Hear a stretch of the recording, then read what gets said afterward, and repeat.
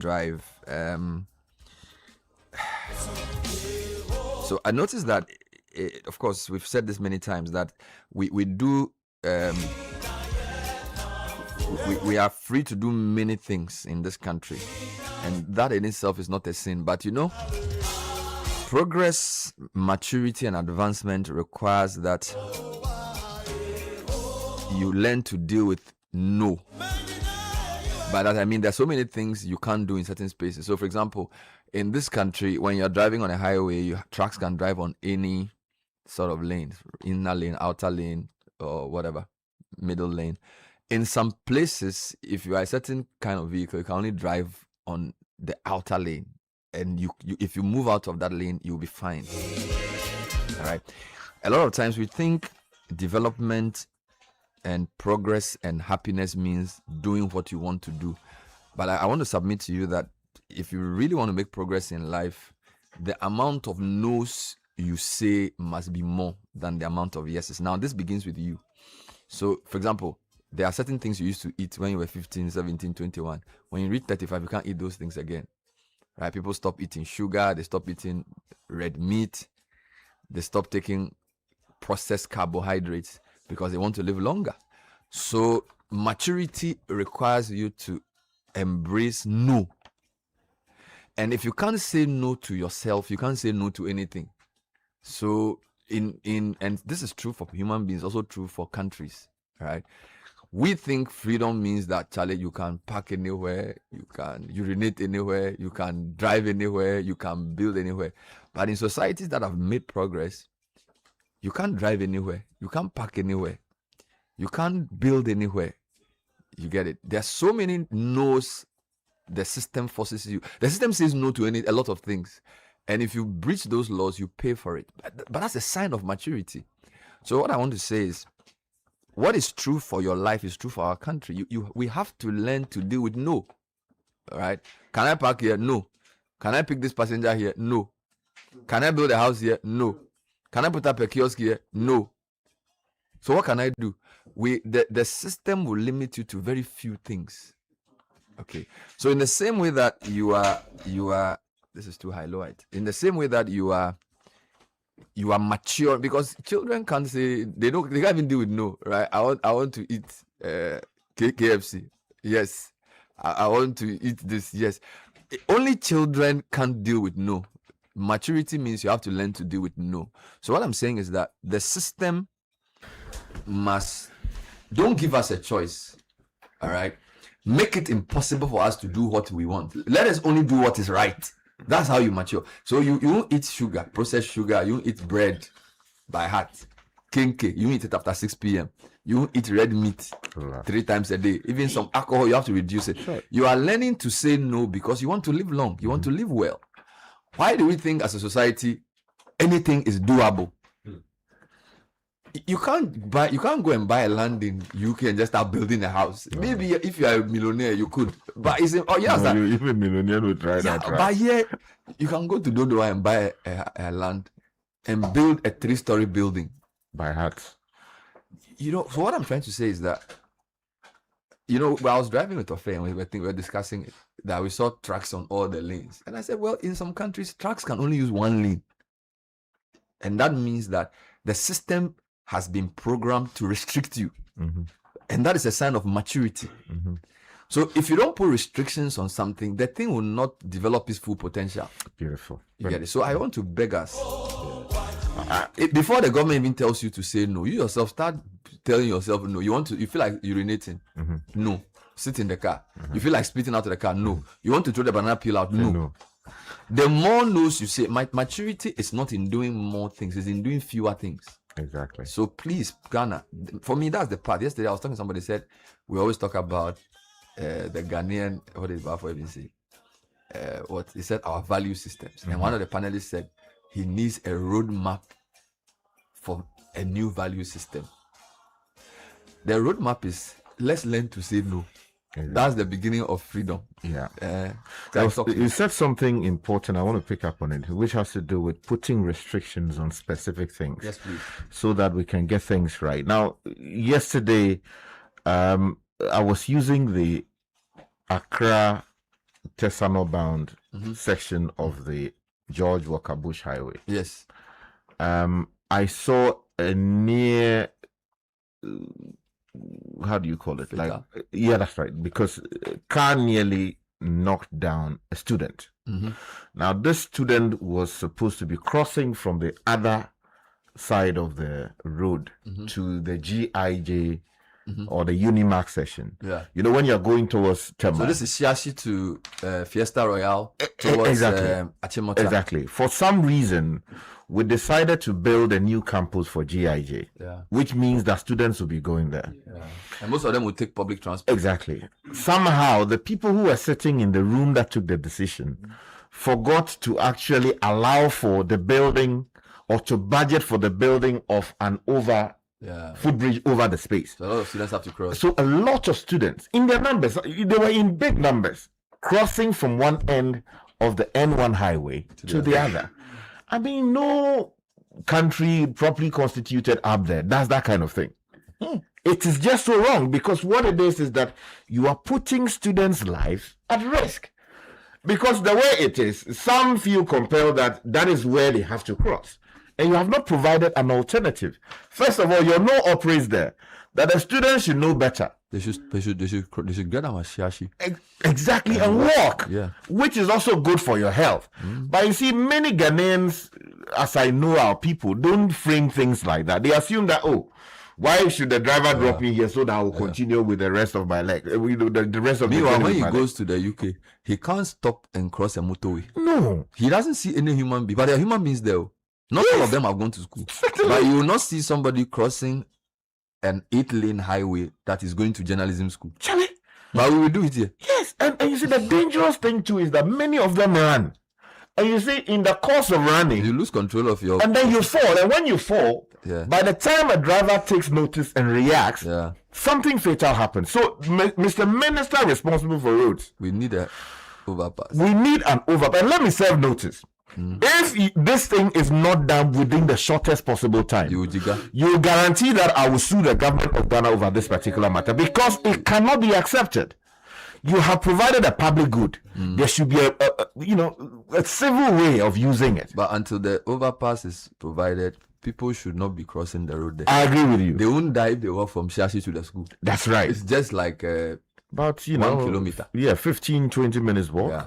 Anyway, so what I said earlier was Business Sense, brought to you by ABSA. We have a green finance program that helps you reduce what you spend getting around. If you want to buy an EV, or you want to install solar panels, or do anything green, the ABSA Green Finance Loan is here to support you.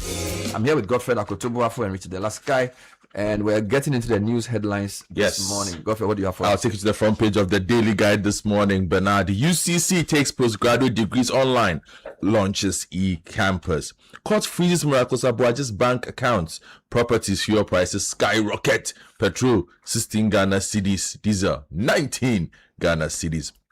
2 killed, 7 injured in Accra Kumasi highway crash. And this one, female ringleader, 9 others arrested for selling weed drinks, ice cream. Let me take you to the Chronicle. The big story has a majestic photograph of the President of the Republic, John Dramani Mahama, and he's quoted here. So Mahama averts lorry fare hike, reduces diesel price by some 2 cedis. Also on the front page this morning, police probe injuries to 5 former Electrochem workers, and a very gory photograph makes the front page. And hepatitis B causes 75% of liver cancer cases in Ghana. Experts are warning. So those of you who are kissing all over the place and doing all kinds of things, please take notice. Front page of the New Republic newspaper this morning, how Angela List used state power to seize an Australian mine and turn it into a Galamsey empire, according to the paper. Dennis Miracles Abuaji on the front page of the newspaper. Miracles found in a stolen car, according to this newspaper. NPA lifts off diesel price burden. This newspaper wants to go to court plenty. Every day some allegation. CSA declares media a national security weapon. Let me take you to the Ghanaian Times this morning. Health alert. VSD TNMA clash over project on anthrax burial site. I will tell you more about that. Also on the front page this morning, August 6 helicopter crash. Government pays compensation to dependents. This is quite belated and comes with a photograph of the president. And then also the story about, the miracles about this situation makes the front page. And BOG is cautioning public against 20 unlicensed digital loans app. This is a bit so what are they doing to apprehend the people behind? This is every time business. Some of the people are online. So some of them are not even known people. So I don't know if they're able to shut them. Of course. I mean, we should have the capacity in many cases to deal with some of these challenges. The cybersecurity all the time, we want the people in addition to whatever you do, because some people's gullibility is what empowers these guys. But yeah, you're right. You have to clamp down on them. Front page of the Daybreak newspaper. Better lawyers, not more lawyers. Justice Kulendi tells Gen Z law students, lawyers. Let me get online. Before you do that, let me do this one for my friends. Economy Legacy Time, paper. Economy Time says this morning, CD expected to remain resilient despite rising dollar demand as BOG strengthens reserve buffers. The photograph of the BOG chief is here on the front page, Dr. Johnson Pandidesiama. Also on the front page this morning, Ghana transition from IMF program to 3-year policy coordination instrument. And finally, Gold Board to launch gold-backed digital investment tokens to attract diaspora investment. Bernard. CitiNewsroom.com, Mahama says economic emancipation is Africa's next battle. In other headlines, petrol pegged at 14 cedi 53 pesos as MP revises fuel price floors. A couple more headlines on the courts. Tamaklo case prosecution prioritized conviction over Justice Inus Abuseni says this. Bafwe says Court of Appeal misdirected itself in that case. There was a discussion on this yesterday. Meanwhile, the Wenchi Solar Road delays frustrate commuters and businesses. This is part of our community tracker series. Don't expand Parliament to 300. Reform representation itself. Inus Afuseni speaking yesterday. If you go on channel1news.com, we have Ghana Manganese targets record 700,000 ton production in August. Also, MPA can force illegal roadside fuel sellers to cut prices. This is Abbas Tasunti. Kennedy Osenyaku says Cocoa Board bill was rushed through Parliament. And we have other headlines. MMDC's escape accountability under current appointment system. This is Inusa Fuseni. Graphic Online. President directs 2 cedi reduction on liter of diesel. So that's something we're going to read this morning in addition to the fuel price discussions. And then Ghana Scholarship Authority begins 2026-2027 academic year. MyJournalline.com. Kwesi Prempe says, yes, it will delay us, but democracy isn't meant to be fast, is the chair of the Constitutional Review Committee. ECG announces power outages in parts of Tema over network fault. And then oil ticks up after sell-off as talks to US-Iran war remain uncertain. All the time, there's something globally happening. If you go to the High Street Journal, IMF program is over. Ghana's economy naked again. Dr. Buaku says, citing rising fuel and food prices. All right, Sky, I think we should start with the prices. Okay. Then let me just read this headline. So the insight just came in. BOG warns public again about the matter we just spoke about. Those people who are doing all kinds of things online. And then reparations. On the matter of reparations, Archbishop backs £100 million slavery fund, and some of those stories on the front page. Well, the graphic is actually here. Okay. And it's a soft copy of the paper, and the headlines there: Parliament ratifies mining agreement for 6 companies. Also, government reduces diesel pump price by 2 cedis. And then revive distressed state enterprises to create jobs. ICU to government. I feel like we should start the discussion with the fuel prices. So if you take the graphics version, Kester Abraham Kranchi says President Mahama has directed a temporary reduction in the regulatory margin on diesel by 2 cedi per liter for 1 month, effective today, Subsidy? August 4. The this is a story. The program is to cushion consumers against rising fuel prices. The order is in line with the cabinet decision and the success of a similar intervention implemented in April this year. Presidential spokesperson Felix Kwatro communicated the directive in Accra yesterday. The temporary measure is intended to cushion consumers, prevent transport fare hikes, contain inflationary pressure, mitigate the pass-through effect of higher fuel prices on the cost of living. The statement said, diesel has a stronger pass-through effect than even petrol because it has relevance for both commercial and industrial organizations. Now, Duncan Amwa then spoke to the graphic, described the intervention as significant for diesel consumers. He stated that by the intervention, pump price would fall from 19 cedis 26 pesos per litre to approximately 17.26 pesos per litre, a nearly 12% reduction for consumers of diesel. Diesel has been rising faster than petrol. He added that the reduction could also help stabilize transport fares for at least a week or two, giving room for engagement with transport unions. We said yesterday that the OMCs are having to revise their prices more regularly because of the volatility on the international market. So we are not told the source of this money, but this thing was done in April as well. Despite the relief, Mr. Amman stressed that current fuel prices remain elevated by historical standards. And then he said, for example, January 2025, when the current administration took office, petrol prices was 14 cedi 90 pesos. So anything above 15 is high. And reminded the public that when fuel prices previously fell to around 12 cedis, transport unions were urged to reduce fares, and a cross-section of them complied with the 15% cut. So a lot of background is given in this story. Yep. I think there are different versions of this in the Daily Guide and in other papers. So let's go to other stories.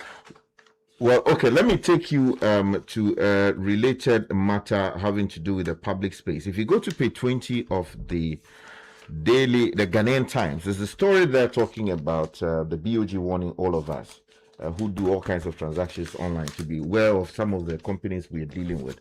So the story says, it's by Kingsley Asari, says the Bank of Ghana, BOG, has cautioned the public against engaging with unlicensed digital loan providers, naming 20 mobile loan applications that are operating illegally in the country. Now, according to the central bank, the listed digital credit service providers are offering loans to the Ghanaian public through digital platforms without the required license or authorization, in breach of the directive for digital credit service providers in Ghana, issued in September 2025, and other applicable laws. Now, the warning was contained in a public notice issued yesterday and signed by the Secretary of the Bank, Madam Amy Vida Kwashi. Now, the BOG explained that despite an earlier public notice cautioning against unlicensed digital credit providers in the country, some entities had continued to operate illegally, exposing unsuspecting consumers or customers to the risk. So some of the names are Adamfo Loan, Adamfo.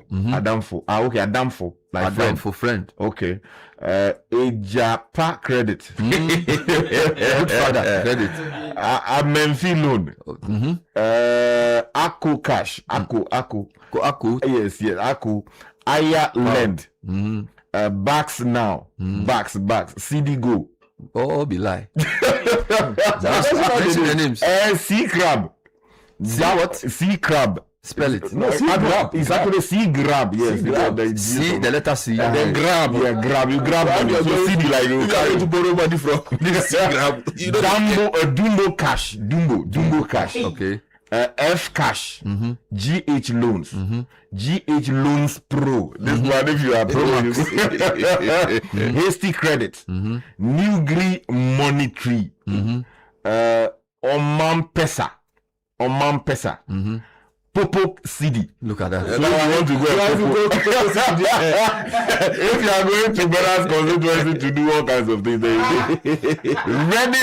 ready money, Sika Tap, okay, and Sikapa Loan, as well as Zigwe Loan. What are these people doing? So what they do is that they are sitting on the internet and they say they are lending money to people who need money. And you go and collect the money, you face all kinds of So they are unlicensed lenders. Exactly. Okay. Exactly. And they are predatory too. So they don't have license to do what they do. Exactly. Let me stay in that space, Bernard, on page 9 of the Daily Guide. Ghana loses $1.3 million to Momo fraud. The country loses an estimated $1.3 million from mobile money fraud in the first quarter of 2025, according to a recently released Interpol report. The Interpol African Cyber Threat Assessment Report highlighted the rise of cyber criminals exploiting Ghana's digital payment ecosystem. It identified mobile money fraud as the most common form of online scam reported across Africa, with 97% of countries that participated in its member survey citing it as a significant cybercrime challenge. All right. Okay, let's stay with the issue of crime related to the blogosphere. If you go to page 3 of the Chronicle, Interpol sounds alarm over AI-driven sextortion in Ghana. Sextortion is basically someone using videos or text or this thing to say that you are involved in some video and that you are naked and all of that, and he wants money from you. So the story says that is by Richard Usuacha, says artificial intelligence is rapidly transforming cybercrime in Ghana, with young people increasingly falling victim to deepfake-enabled sextortion scams that are inflicting severe financial and psychological harm, according to Interpol's latest African Cyber Threat Assessment Report.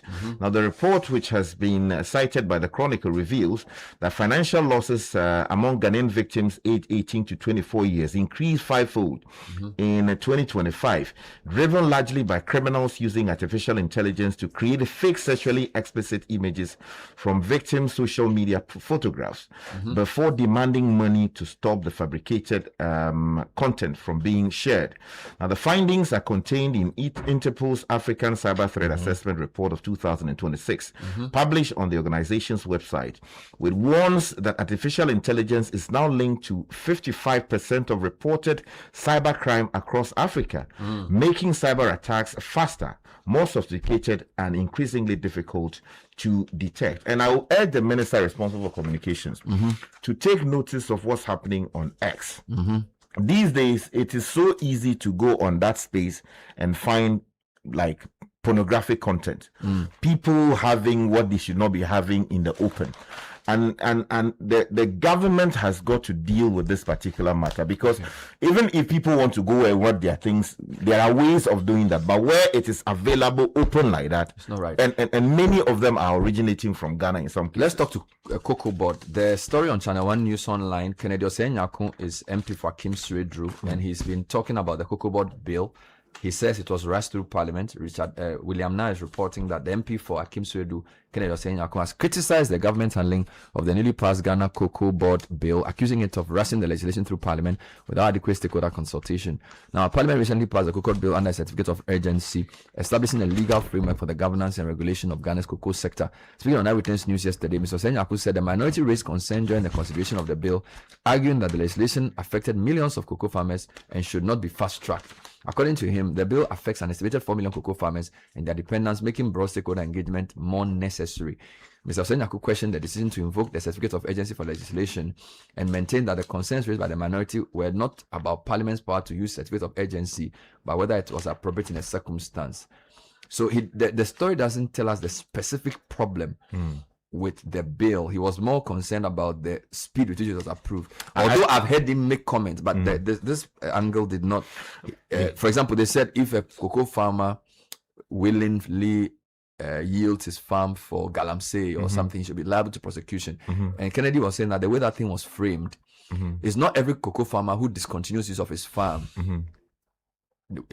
should be blamed for sort of converting into galamsey. He's saying that some of the farmers discontinued the use of the farm for cocoa farming for other reasons, and he doesn't think the bill contemplates this. Well, as a matter of public record, there has always been a law that protects or protected cocoa trees as economic trees, and therefore you can't just go about felling them. If you do, you'll be prosecuted, and the appropriate sanctions would apply. The specific thing he was questioning was the way the punishment, and his point was that the bill contemplates galamsey as the only reason why somebody will stop using his cocoa farm. But he said that there are other possibilities the bill did not contemplate. Yeah, that is true. But I think that the problem with the majority is also how they sort of they hit the thing under their armpit, and all of a sudden, towards the end of the life of the current meeting, they decided. That's what he's saying. That's what he's saying, that they should have opened it up for further discussion. Sandra interviewed him extensively yesterday on it. So maybe we should find the bill and go through it and let the public know. I'll take you to page 4 of the Ghanaian Times. We'll stay in the natural resources side of things. On page 4, minority expresses disappointment over ratification of mining lease agreement. The Minority Caucus on Parliament's Lands and Natural Resource Committee has expressed its disappointment over the ratification of 6 mining lease agreements with 4 mining companies on Thursday.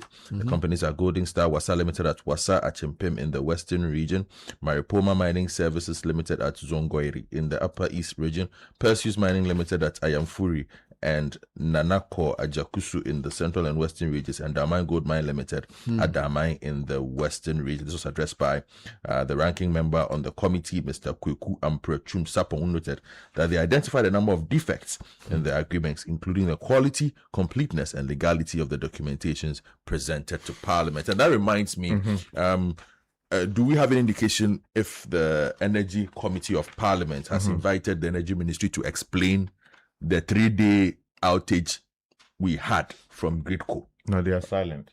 But that should not be. Yeah. It was a national outage. A country cannot lose that kind of power for 2.5 days and Parliament not be interested in finding out what happened. Gridco issued a statement. Parliament went to research on Friday. Oh, okay. So I think probably that's what was it was. Okay, then maybe when they return, they should be interested in asking Gridco, come and explain to us how half the country went off. Yeah, it was pretty serious. Guy. Yeah, let's stay within the mineral space. If you go to page 3 of the Chronicle, there's a very troubling story there. Police probe injuries to 5 former electrochem workers, and the extent of injuries here not acceptable at all. John Bediako reports from Tema that the Adan Divisional Police Command is investigating circumstances leading to injuries sustained by 5 former employees of Electrochem Limited on Monday at Sege in the Adan West District of the Greater Accra region. Now, as at the time of going to press, it was not clear if the injuries were as a result of rubber bullet fired by the police and other officers responsible.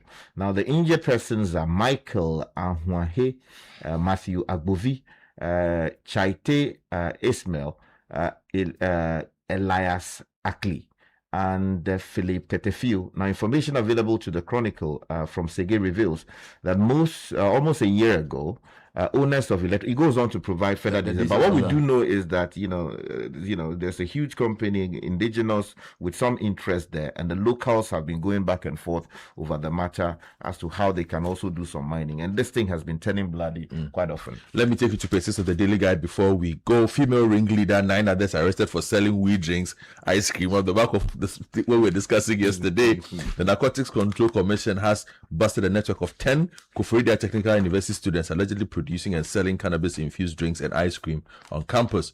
Leading the operation, according to NACOC, was 23-year-old Priscilla Tete, named as the suspected ringleader of the group. And this was during the SRC celebrations of the school. The suspects were allegedly caught selling the cannabis-laced products to students and other patrons attending the events. The commission noted that the operation was triggered by months of monitoring on campus following reports of students packaging and distributing intoxicating consumables disguised as snacks and beverages. And apparently there was also one operation at Central University where 5 students were arrested. They were allegedly engaged in the production and sale of cannabis-infused ice cream, sobolo, toffee, pepper, and egg. That's while also dealing in raw cannabis. Well, there's big trouble close by. BBC reports that how Mexican drug cartels have outsourced meth labs to Nigeria. And this is methamphetamine. And according to the Nigerian authorities, the level of sophistication of these labs and the level of secrecy that they are operating with is very, very serious. They found another meth lab hidden in the forest in Oyo State.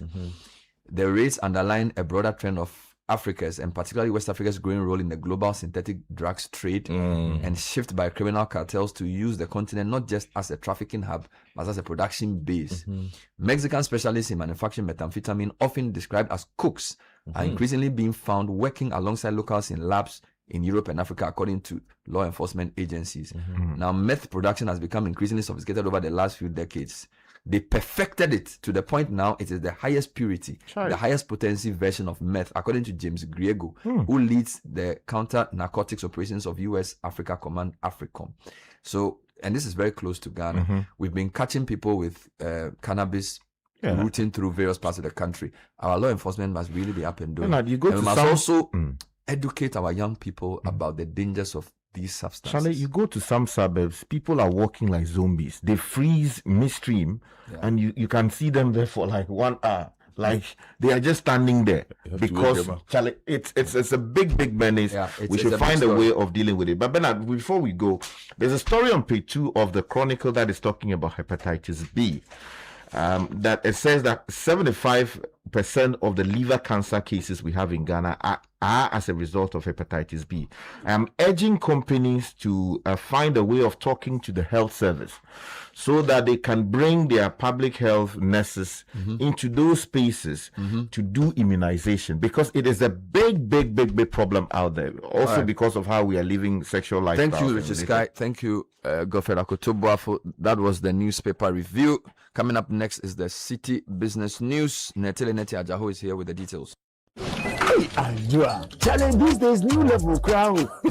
Where did you pass? Me, pass somewhere. I just switched for a better life. Hey. I switched for comfort. Look, your salary deserves better. Switch? Yeah. How do you mean? I switched my salary account to Fidelity Bank, and that's my jackpot. I get higher loan amounts with lower interest rates, as well as personalized financial support. They gave me a loan to expand my side hustle, and the terms are just flexible. Wow. Your salary deserves better. Oh, my salary deserves better, Pa. You see the way you are smiling wide?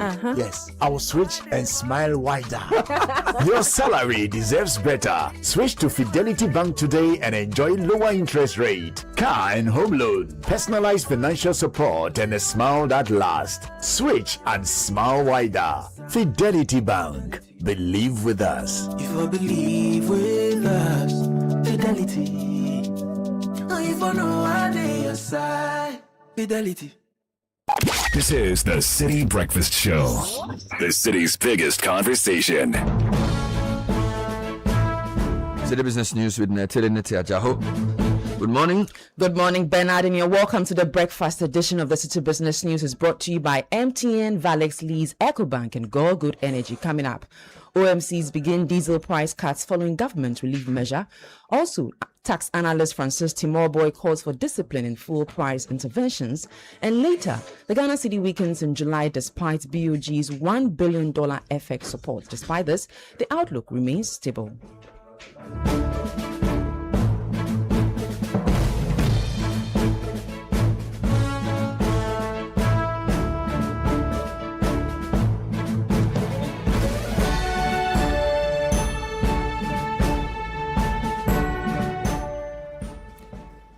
Let's settle for the details now. Fuel prices are climbing again in Ghana, with oil marketing companies raising pump prices as the first pricing window for August takes effect. But what's driving the increases, and should consumers expect any relief? Here's an explainer.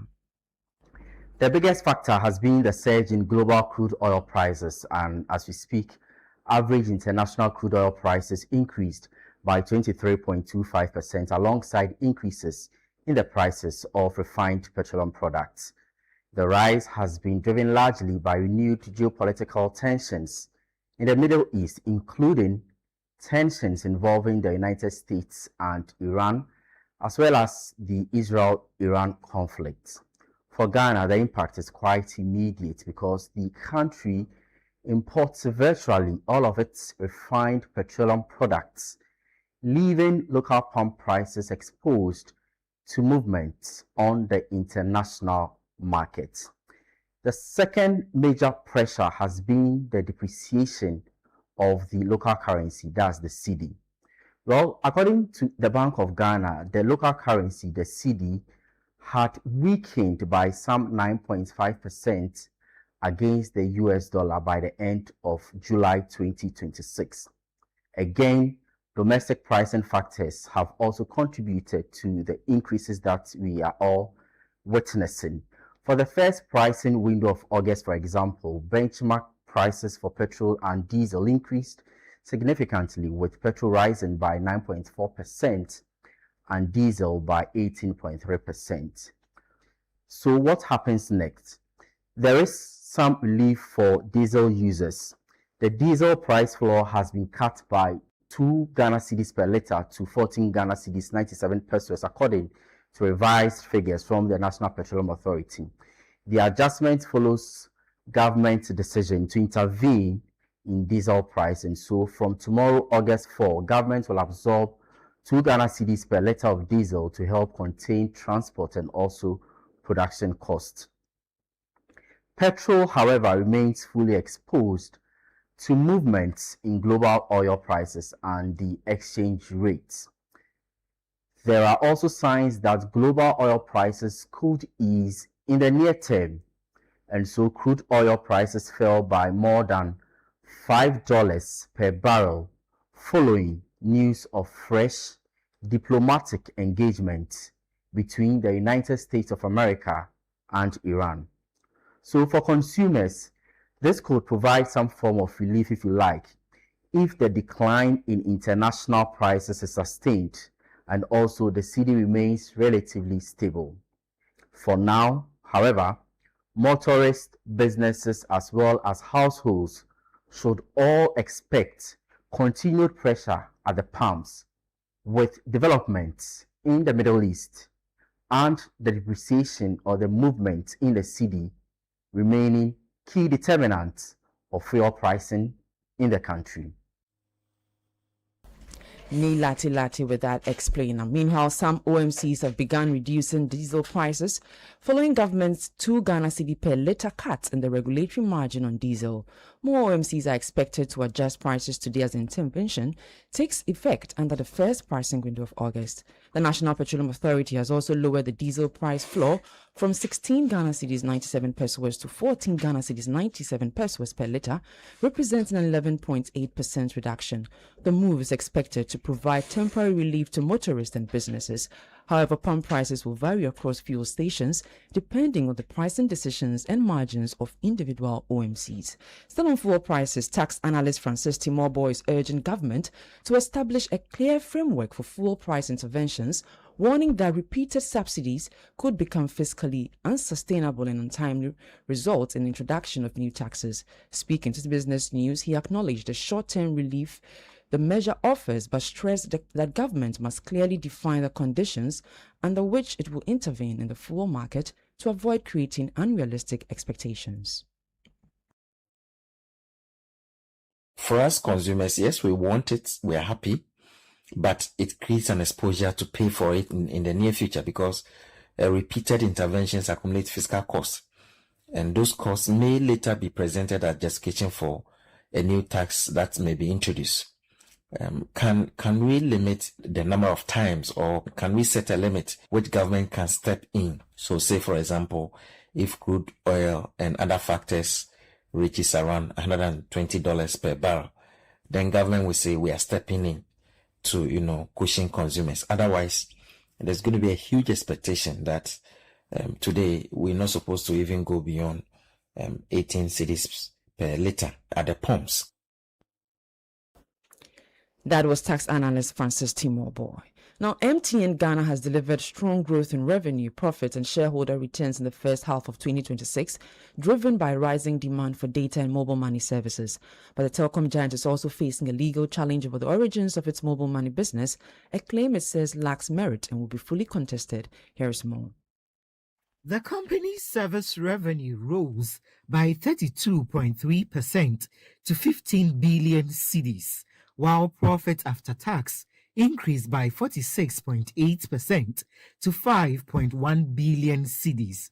Data revenue surged by 47.1% to 8.8 billion cedis, reinforcing its position as MTN Ghana's key growth engine, while mobile money revenue grew by 23.3% to 3.5 billion cedis. Chief Executive Officer Stephen Blewett says the results reflect disciplined execution and the strength of the company's business model. This performance reflects the success of our platform strategy and our ability to capture growing demand for connectivity and financial services.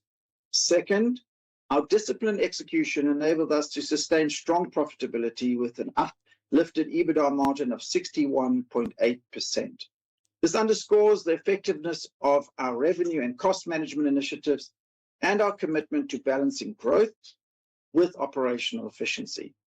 The stronger earnings also supported higher shareholder returns, with the company's interim dividend rising by 50% year-on-year to 12 pesos per share. Meanwhile, MTN Ghana has rejected claims by Clydenstone Ghana PLC over the alleged unauthorized use of intellectual property linked to the development of mobile money services. MTN Ghana has been served with a writ of summons and statement of claim relating to Clydestone's alleged role in the initiation of mobile money services in Ghana concerning matters that are said to backdate almost 20 years. MTN Ghana does not accept the claims made, considers them to be without merit, and will contest these proceedings fully. Based on our assessment of the matter and the information currently available, no financial provision has been recognized in respect of this claim. MTN Ghana will, however, not comment further on the substantive issues raised in the claim while the matter is before the court. MTN Ghana assures all of its stakeholders that the proceedings do not affect our operations, services, performance, results, or mobile money services which are operated under Mobile Money Fintech Limited.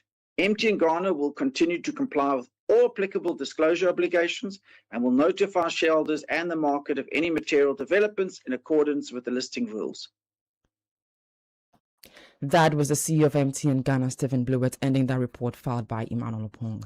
Now, the Ghana cedi recorded a modest depreciation against major trading currencies in July, despite significant foreign exchange support from the Bank of Ghana.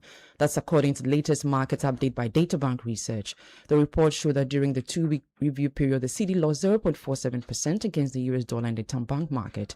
Databank noted that the dollar traded within its projected range of 11 cedi 60 pesos to 11 cedi 70 pesos over the review period. Looking ahead, the research firm expects the cedi to remain broadly stable over the next 2 weeks, supported by the Bank of Ghana's planned $1 billion foreign exchange intervention for August. Now, on the interbank market, the dollar is going for 11 cedi 68 pesos, the pound for 15 cedi 73 pesos, and the euro for 13 cedis 45 pesos. And that's it for the breakfast edition of the City Business News. I am Neteli Nete Ajawu. Have a good business day. Your attention, please. Flight C8 has been delayed. Again. Madam, can you please point me to the water fountain? And please watch my back and front whilst I'm gone. You can be a traveler with infinite worries. Hello, Mr. Anand. Your lounge access is ready and your seat is warm. Or you can be a traveler with infinite privileges. Champagne, sir? Original the drink. Choose EcoBank's infinite privileges with an EcoBank Visa Infinite card. Access airport lounges worldwide, fast-track services, best-in-class daily limits, and enjoy other exclusive travel and lifestyle benefits. Infinite privileges await. EcoBank, the Pan-African Bank. Good energy powers the things that people do to empower themselves. It fuels families, communities, businesses. Good energy fuels nations. It gets things going and keeps them moving. Good energy isn't just what we do, it's who we are. Goyle, good energy.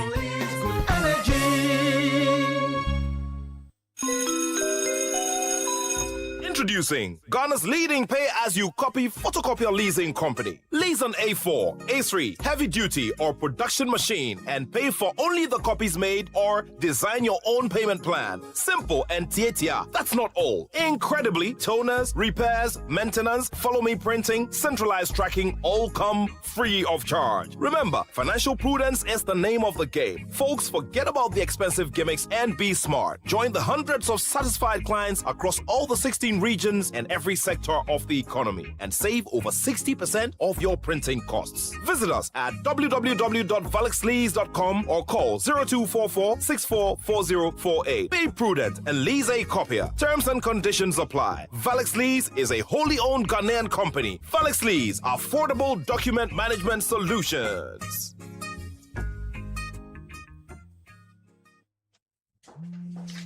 Hello? Charlie, I'm at the library. Why do you keep calling me? Wake question. What's the capital of Burkina Faso?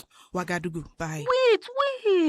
Which planet is the hottest in the solar system? Venus. Actually, why all these questions? See, I'm playing the MTN Swipe and Win promo. I might cash out some cool 1,000 Ghana cedis today. 1,000 cedis. Shh. Charlie, what's the next question?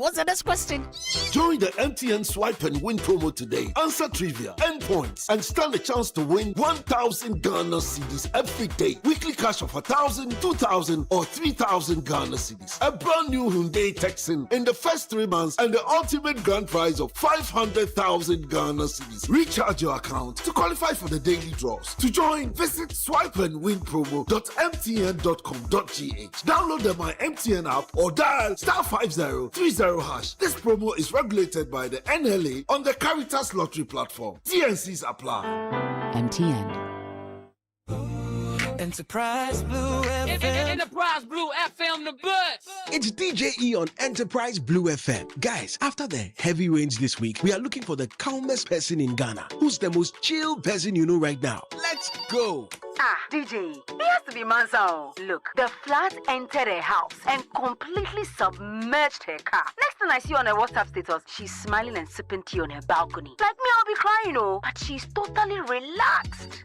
DJE, it's true. Mansa's home and car are destroyed. But this girl is not stressing at all. She just tells us everything is under control. Hey, Mansa, how? Wow, Mansa, we need your secret too. They say Entoa, but when unexpected floods strike, we've got you covered. At Enterprise Insurance, with over 100 years of experience, we say whether it's home, motor, travel, or insurance for your business, Entoa, if it happens, chill. Enterprise, your advantage.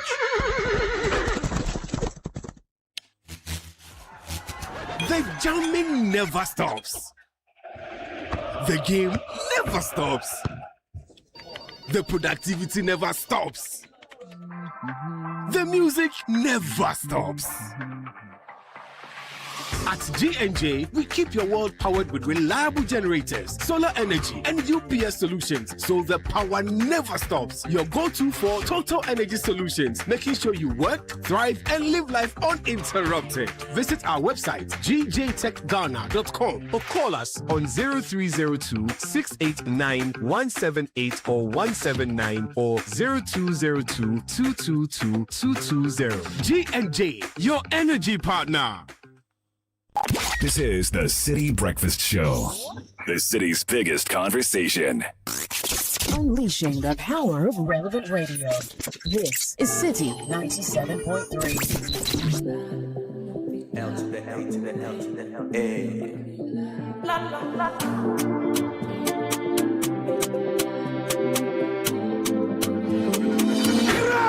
Help me make I know they talk much. Thank you to Natele Nete for the breakfast edition of the City Business News. Grateful to EcoBank, MTN, and Girl for partnering with us to bring you that bulletin. You know how money really moves in Ghana, right? It's not only on payday, but every single day. EcoBank appreciates this, and that's why we connect you to the people who matter most every single day. EcoBank provides one seamless banking experience across 34 African countries. We have digital platforms instantly connecting people, businesses, and opportunities across the continent. So pay bills, transfer funds, and manage your finances anytime, anywhere. Just download the EcoBank mobile app, dial *770#, use our EcoBank online and MTN nationwide ATMs. EcoBank is the Pan-African bank. You want to accommodate, come make a be your vibe. Work you from 9 to 5, you go like my hand design. Now, don't wait for the unexpected to catch you off guard. Get the right insurance like Mansa did, which has left her with less to worry following the recent floods. The right insurance cover with Enterprise Insurance is what you need. They say Ntowada, but Enterprise Insurance has flipped the script. They say Atowada. Secure your home, car, travel, and business today with our innovative insurance solutions. Enterprise Insurance is your advantage. MTN just brought the prices down on the speeds app on MTN Fiber for more than your home, and your whole household is about to feel it. Movie nights that don't buffer, school assignments that submit on time, work calls that don't drop, and your side hustle running smoothly in the background. 3 unlimited speed tiers, 1 amazing network. Now you can enjoy 100 megabits per second for $299, 300 megabits per second for $444 Ghana cedis, 500 megabits per second for $999 Ghana cedis, all per month. So pick what fits your home. No data caps, slowdowns, none of that. Just fiber built for real life. MTN fiber for home. Your speed, your home. Your choice only. MTN everywhere you go.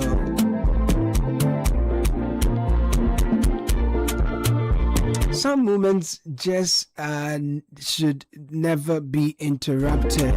Keep your power on and your world powered with reliable generators, solar energy, UPS solutions, so the power never stops. That's what G&J offers you. G&J is your go-to for total energy solutions. So visit our website gjtechghana.com. G&J, your energy partner. Save money. Choose affordable document management solutions. Go to Valex Lease. They will help you lease multiple functional photocopiers and give you free toners, cartridges, free repairs, free maintenance, free follow me printing, and centralized monitoring of all staff and nationwide coverage. Call 0244-644-048. ValexLease.com is where to visit. Remember, we are wholly Ghanaian owned company. Gabriel Isaac Affairs in the studio has got you on kickoff this morning, and that's brought to you by Lesheho. The fixed deposit solution is tailored for you if you're ready to power up your finances and unlock your path to financial freedom. With the Lesheho fixed deposit solution, you're making your money work for you. Join the investment revolution with our fixed deposit solution. Take charge of your financial future. 0302-208-333. Lesheho, let's improve life. Gabby Affair, kickoff. My guy, what's up? Charlie, abonten father. What's going on? Oh, Charlie, everything cool. You this good? morning, it looks like you need some water. Your eyes are red. What's up? You know bed. Oh. You the move. Yeah. Yeah, you the weed. And you for make money too. It be necessary. Charlie, very good. All right, it's Tuesday morning, August 4, 2026. Welcome aboard to kick off on the City Breakfast Show. Coming up, we have some more reactions on the FIFA Gianni Infantino saga. What's next for FIFA president? And hear from journalist Martin Ziegler, who broke the story first. Plus some more games coming up in the WAFCON. Also, Ghana's Black Stars are back in the country after their disappointing performance in Cote d'Ivoire. Many thanks to Politan Ghana and Lesheho for supporting us always on kickoff.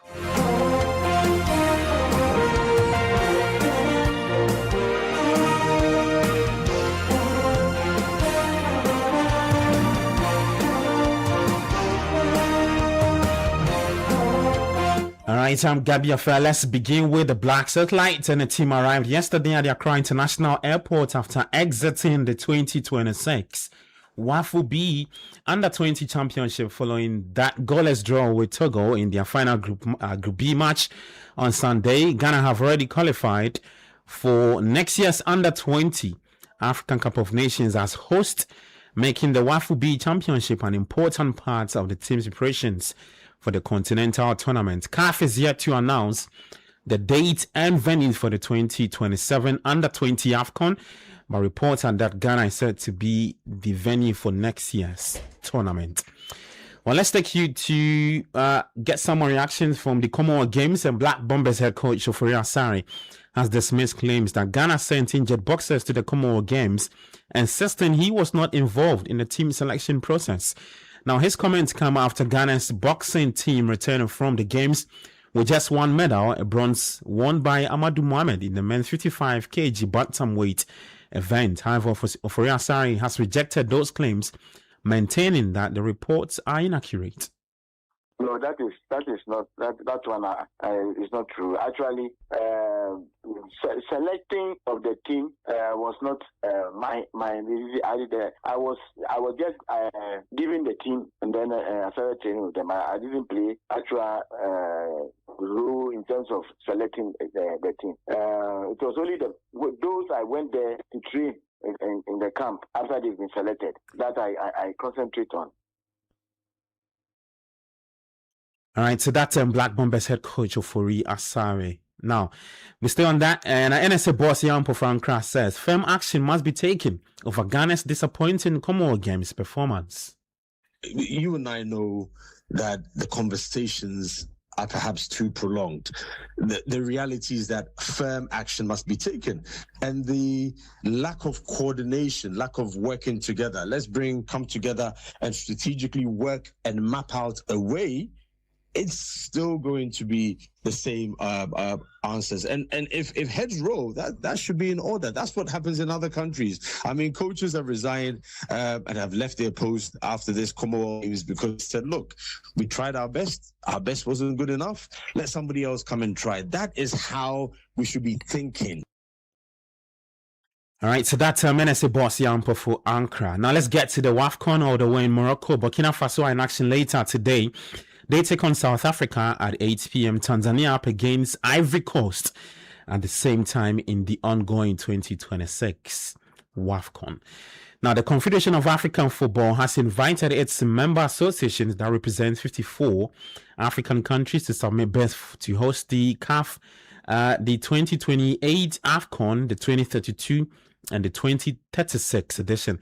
Now, the AFCON competition, which is the biggest sporting event in Africa, and is also amongst the biggest sporting events in the world, has more than 3.2 billion TV audiences and 6 billion digital views globally.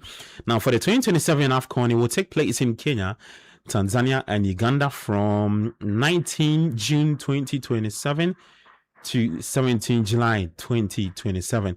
Now, CAF will host a competition involving the senior men's national teams every year, except during the year of the FIFA World Cup. Now, to Europe, and UEFA has threatened legal action against FIFA president Gianni Infantino over his World Cup sell-off plan. In a letter addressed to Infantino dated Friday, July 31, European football's governing body said it was actively considering legal action, arbitration, and or regulatory complaints in relation to FIFA's scrap plan. Key members of the FIFA administration have been warned not to destroy any evidence which may be required during the potential litigation proceedings. Let's get more updates from Sky Sports' Kavi Soliko. Gianni Infantino is in a very, very difficult position, but of course, I don't think he's giving up yet. I don't think he wants to resign in disgrace. He's still got a few options. The option that I advised him to take, I don't know if he was listening last week. I'm sure he's listening to you, Carve. Last week, I said the first thing he needs to do is apologise. Come out and apologise. Say, I'm sorry, we all make mistakes. I'm going to go away, learn from my mistakes. I'm really, really sorry. And apologise to fans in public and also in private. He hasn't done that yet. The other option he's got, which I think he is using, is to call round his supporters. And he still has supporters in Asia, in Africa, in South America, saying and say to them, look, UEFA are coming for me. These Europeans are coming for me. They're trying to take me down. I need your help. Can you please release some statements on your official website, on your social media, saying you still have faith in me? And that is what is happening at the moment as well. One other point I should make is that there have also been letters going into FIFA from UEFA, basically warning FIFA that UEFA are considering taking legal action against FIFA about this secret sell-off plan, and also putting FIFA on notice not to destroy any documents or emails. All right, so that's Sky Sports' Kavi Soliko. Well, let's stay with that story. And the story was first broken by journalist Martin Ziegler, who reported on Gianni Infantino's plans to sell minority stakes to private investors, speaking publicly on the issue for the first time. Here's what he had to say.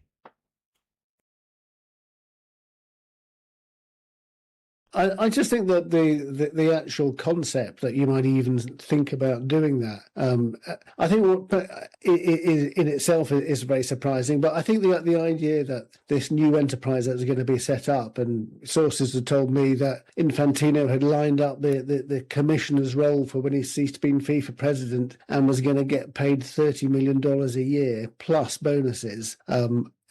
that I thought was particularly shocking because it just showed perhaps this wasn't just about football. This was about his personal ambitions. I mean, FIFA said that hadn't been discussed, but role play sources told me it had. So I think it's that in itself. And when you look back at the last year when these talks were taking place with private investors, Joshua Kushner, all these things that happened, like Cristiano Ronaldo having his ban reduced, which meant that he could play in the opening 2 matches of the World Cup.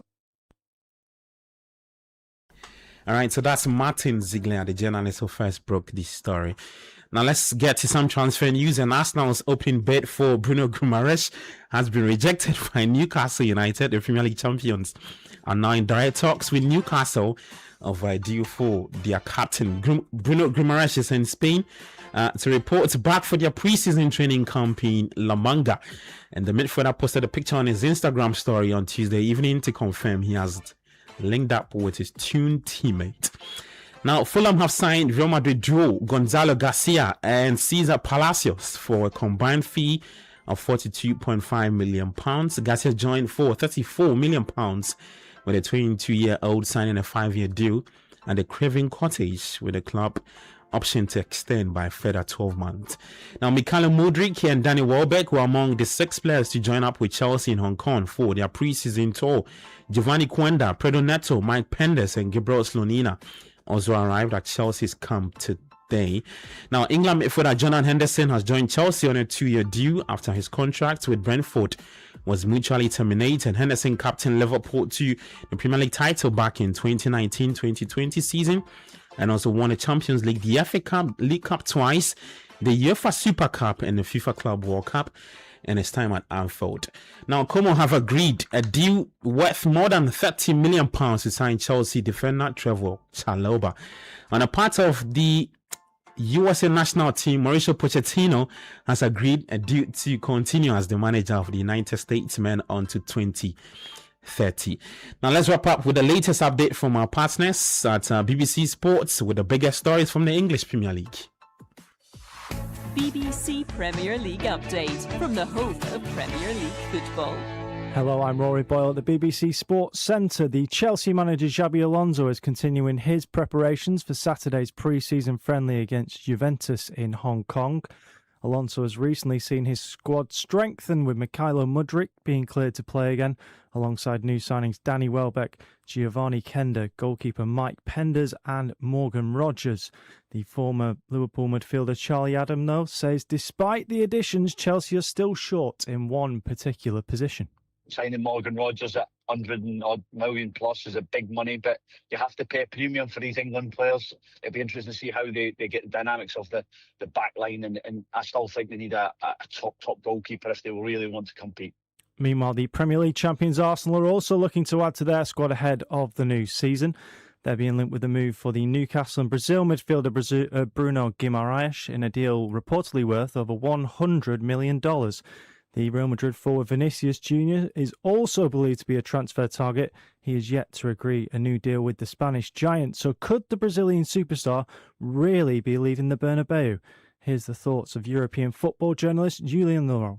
Vini still hasn't extended his contract with Real Madrid, so he's very much out there on the market. He only has 1 year left on his contract at the Bernabeu, so he will certainly be a very expensive one because he's one of the highest paid right now and everything, and the transfer fee, obviously. But I think it's good that they are certainly in the mix for it. I still expect him to stay because I think Real Madrid need to find a way of keeping him. He's been their best player for the last 3 years. Arsenal continue their pre-season preparations on Wednesday. They're taking on Real Betis in Dublin. And for more football news from the BBC, go to bbc.com/football. BBC Premier League update from the home of Premier League football.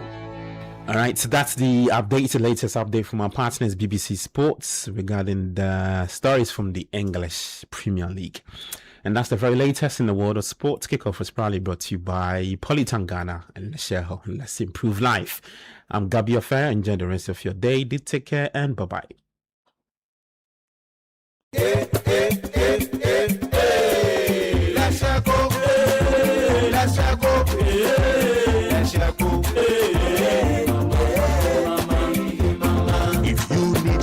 Services, innovation. innovative financial solutions. We deliver on our promise, cause we are number one. Let's share go, we improve your life. Let's share go, hey, let's share go, hey, let's share go, hey, mama, hey mama, hey mama. Even when you're stuck with nothing, come to let's share go. No matter your situation, come to let's share go. Let's share go, we improve your life. Let's share go, hey, let's share go, hey, let's share go, hey, mama, hey mama, hey mama. Let's share go, we improve your life. Parents, you've worked hard to give your child the very best future. With a 90% graduate employment rate in the first 6 months of graduation, that future could be right here at Lancaster University, Ghana, the only British branch campus in sub-Saharan Africa. The same globally recognized UK degree, accredited to the highest international standards, all within a modern learning environment. Applications are now open. Visit lancaster.edu.gh to apply today. Lancaster University, Ghana, a global degree at your doorstep. It's so hard to find someone who's always there, who do the best they can to push you to the top. But I found myself a friend who's all of these and more. When I put my dreams to sleep, you wake me up to dream. I trust in blue, I trust in blue, I trust in blue, I trust in blue. Save your money with blue, secure your future true. Blue Ghana day for you. I put my trust in blue. I trust in blue. Blue Financial Services Ghana Limited. Trust in blue. Great news! The Ungalicious Abinwaha promo has been extended to 15th August 2026. And now, participating is even easier. Simply submit 20 Onga powder promo sachet or 20 Onga shrimp tablets promo wrappers or a mix of the two, still making a total of 20. Submit at any Onga redemption center near you and receive your scratch card. Scratch to review your unique code. And dial *713*27# and win instantly. There's over 4 million worth of cash prizes to be won, including cash prizes up to 200,000 Ghana cedis, appliances, and many more. Promo now ends on 15th August 2026. Terms and conditions apply. This promo is regulated by the NLA on the Caritas Lottery platform. This advert is FDA approved. A bank that supports you, a bank that cares for you, hand in hand. We stand with you, so lift your head up, big dreams are waiting.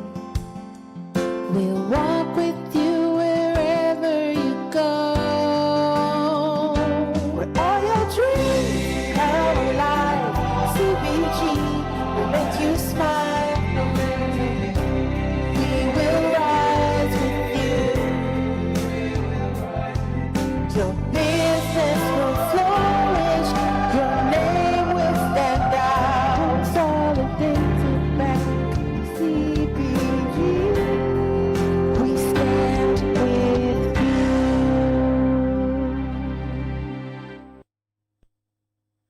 This is the City Breakfast Show, the city's biggest conversation.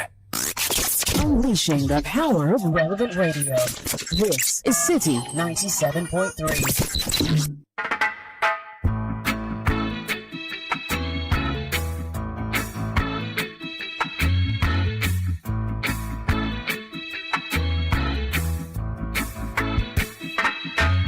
Don't worry about a thing, 'cause every little thing gonna be alright. Singing, don't worry about a thing, 'cause every little thing gonna be alright. Rise up this morning, smile with the rising sun. 3 little birds pitch by my doorstep, singing sweet songs of melodies pure and true, saying, this is my message to you.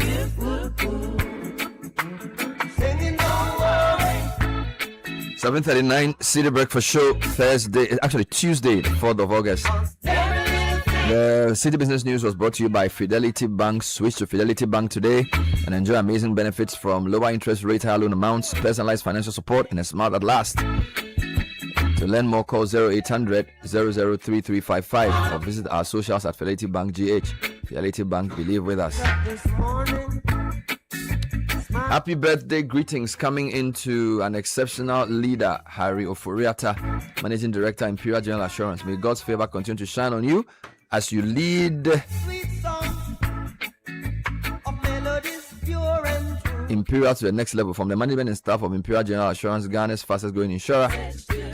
Happy birthday to Emmanuel Kwansafianko, President of the singing band Emmanuel Congregation Ebri.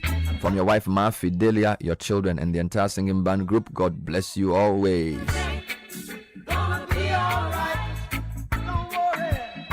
Techno just dropped the ultimate game changer, the all-new Techno Camon Slim.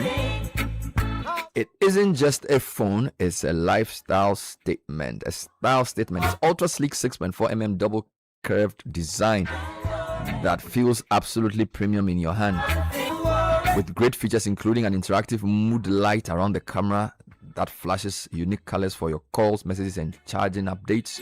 Capture every moment instantly with Flash Snap 2.0 and a powerful Sony night camera for flawless low light photos.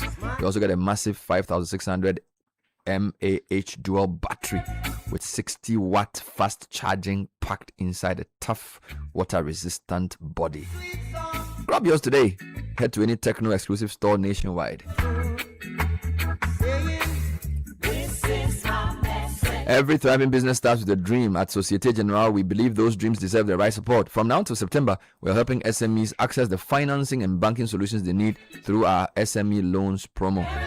Need equipment or machinery to expand your operations? Our finance lease solutions can help you. If you're looking for working capital to take advantage of new opportunities, our Boafu loan, designed to keep your business moving. Waiting for customers to pay? Our factoring and invoice discounting solutions can improve your cash flow. Visit any Societe Generale branch on 0302 214 314. Societe Generale, the future is you. It's by my doorstep, singing sweet songs of melodies pure and true. Did you know that the mattress you sleep on can affect your health, comfort, and productivity? Many cheap mattresses are made from low-quality materials that can lead to discomfort, poor sleep, and unnecessary replacement costs. And do you know that good sleep is probably the number one factor for productivity at the workplace the next day? So don't toy with where you sleep. Latex Foam has Ghana's quality mattresses. We provide certified quality and unmatched comfort. Call us on 0302 231 155 or go to latexfoamghana.com for more information.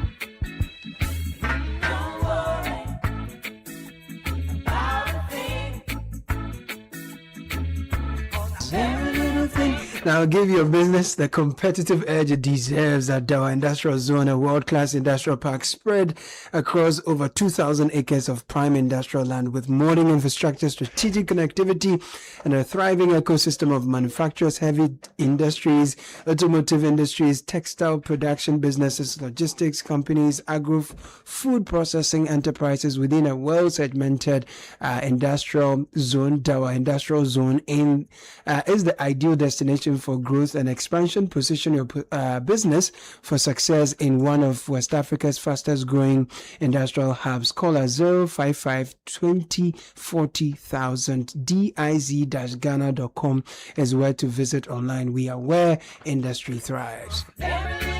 Now, if you are in construction, mining, manufacturing, oil and gas and places like that, you need boats, premium boats, nuts, washers, anchor boats, stud boats, U-boats and more, especially if you're looking for those manufactured right here in Ghana, durable and made faster and delivered faster. 7-Eleven Baseline Boats and Nuts has all these at your service. They also provide advanced coating and surface treatment solutions. So call them now on 055 126 501. 7-Eleven Baseline Boats and Nuts, made in Ghana, made faster, made stronger. So, Young Vita infant cereal with milk is making feeding time easy and rich with 16 essential vitamins and minerals.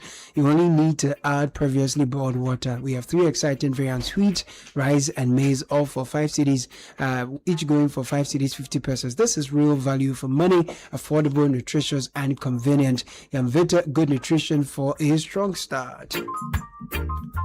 PPA Electricals offers 100% genuine electrical products from top global brands and up to 5-year warranties for home, commercial, and industrial needs.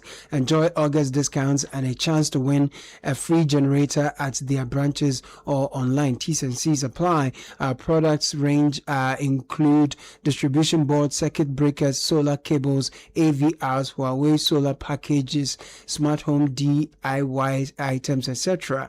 And we stock trusted brands, several of them. So visit us. We are all over the city: Spentex, Opera Square, North Industrial Area, Kaswa, Off Town, Oyarifa, and Dawenya Community 25. Just look us up online, store.automationghana.com, or call 050-349-8181. PPA Electricals, genuine products, expert support, guaranteed quality. All right, a few more birthday greetings coming through on the show this Tuesday morning.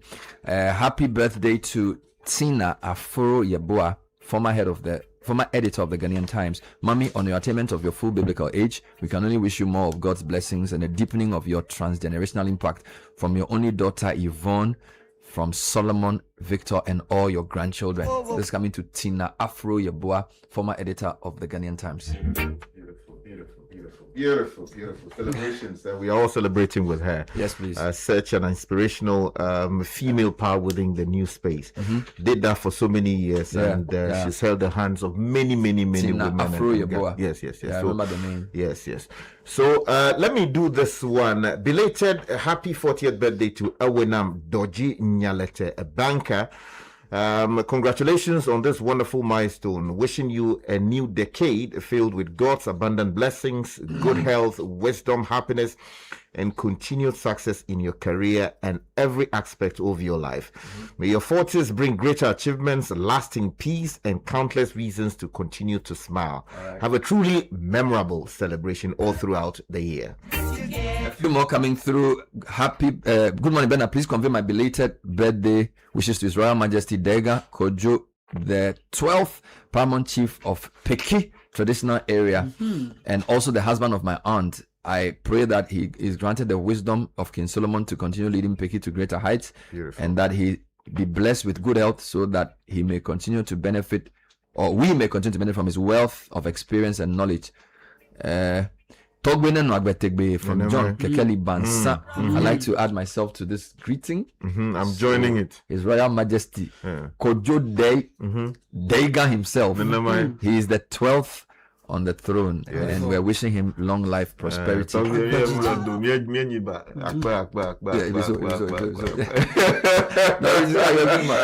birthday to Mr. Emmanuel Kwansafianko, the president of Singing Band, Emmanuel Congregation Ebri, from your wife Ma Fidelia, your children, and the entire Singing Band group. God bless you always. Happy birthday request to Nakoshilante and Lavette Abrahams of Snit Adabaka. May God bless this day, 4th August 2026. Good morning, Bernard and team. Please wish Mrs. Susanna Ifua Emisa a happy belated birthday. We love her so much. Cheers. There will be no doom. All right, so this morning on my drive to work, I noticed that there weren't as many vehicles. I don't know about what you saw. Same. And I was thinking through, and it dawned on me that most public schools are on vacation. So what tends to happen is maybe, I don't know, half of our traffic in town is school related. Because I figure more people go to school than work in Ghana, and most people take some sort of public transport to school. True. So now that the children are fully home and the public schools are on vacation, traffic has subsided. True. That's a different conversation for a different day. So it means that traffic management for when school reopens is different from traffic management for when school doesn't reopen. But my comment is that the school system has a bigger impact on us than we think, beyond the traffic it affects. We were checking the list of WASI and BEC candidates, and I was saying, if we have 600,000 people eligible for SHS, it means, assuming even 80% of them have two parents, it means about 1 million adults are thinking about school placement today, right? Because for the first time, the school placement is being done after the BC results are released. So if you have 600,000 candidates, so let's assume that, as I said, 80% of them have double mother-father kind of situation. You have at least 1 million people whose preoccupation is with school placement. So this morning, what we've decided to do is we've invited Kofi Asare from the Africa Education Watch, in addition to other people from the educational sector, to come and help us think through and talk about the key issues with the BEC that just ended, or which results just came through. How different will school placement be now that results are already in?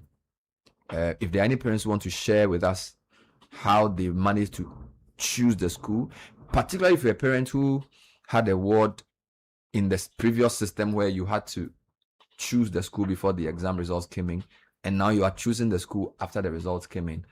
Is it a different issue? How is the CSSPS interface like? Do you have any difficulty and knowing what grade your child, or what school your child can go to based on the grade they got? So if you're a parent listening to us, we'd like to hear from you. Send us a WhatsApp message or a voice note on 053-998-6996. We also want to know, did the students do as well this year? Or did they do better this year? Because you know that in the past few years, particularly in the last 4 or 5 years, private schools have complained about some of the results they've had. And they've complained for various reasons, giving various possibilities. So again, if you are a parent with wards who have experienced the system more than once, let's know, are the results good? Are they better this year than they were last year? Do the results reflect the mock performance? Is there a particular subject the students didn't do well in? Is there a particular subject they did very well in? And also, from the school's perspective, what kind of pressure are you facing in terms of the placement? We'd like to really hear from you. So send us a voice note or a message on 053-998-6996. Kofi Asare will join us from the Africa Education Watch. They've been studying the BEC trends. They understand the system very well.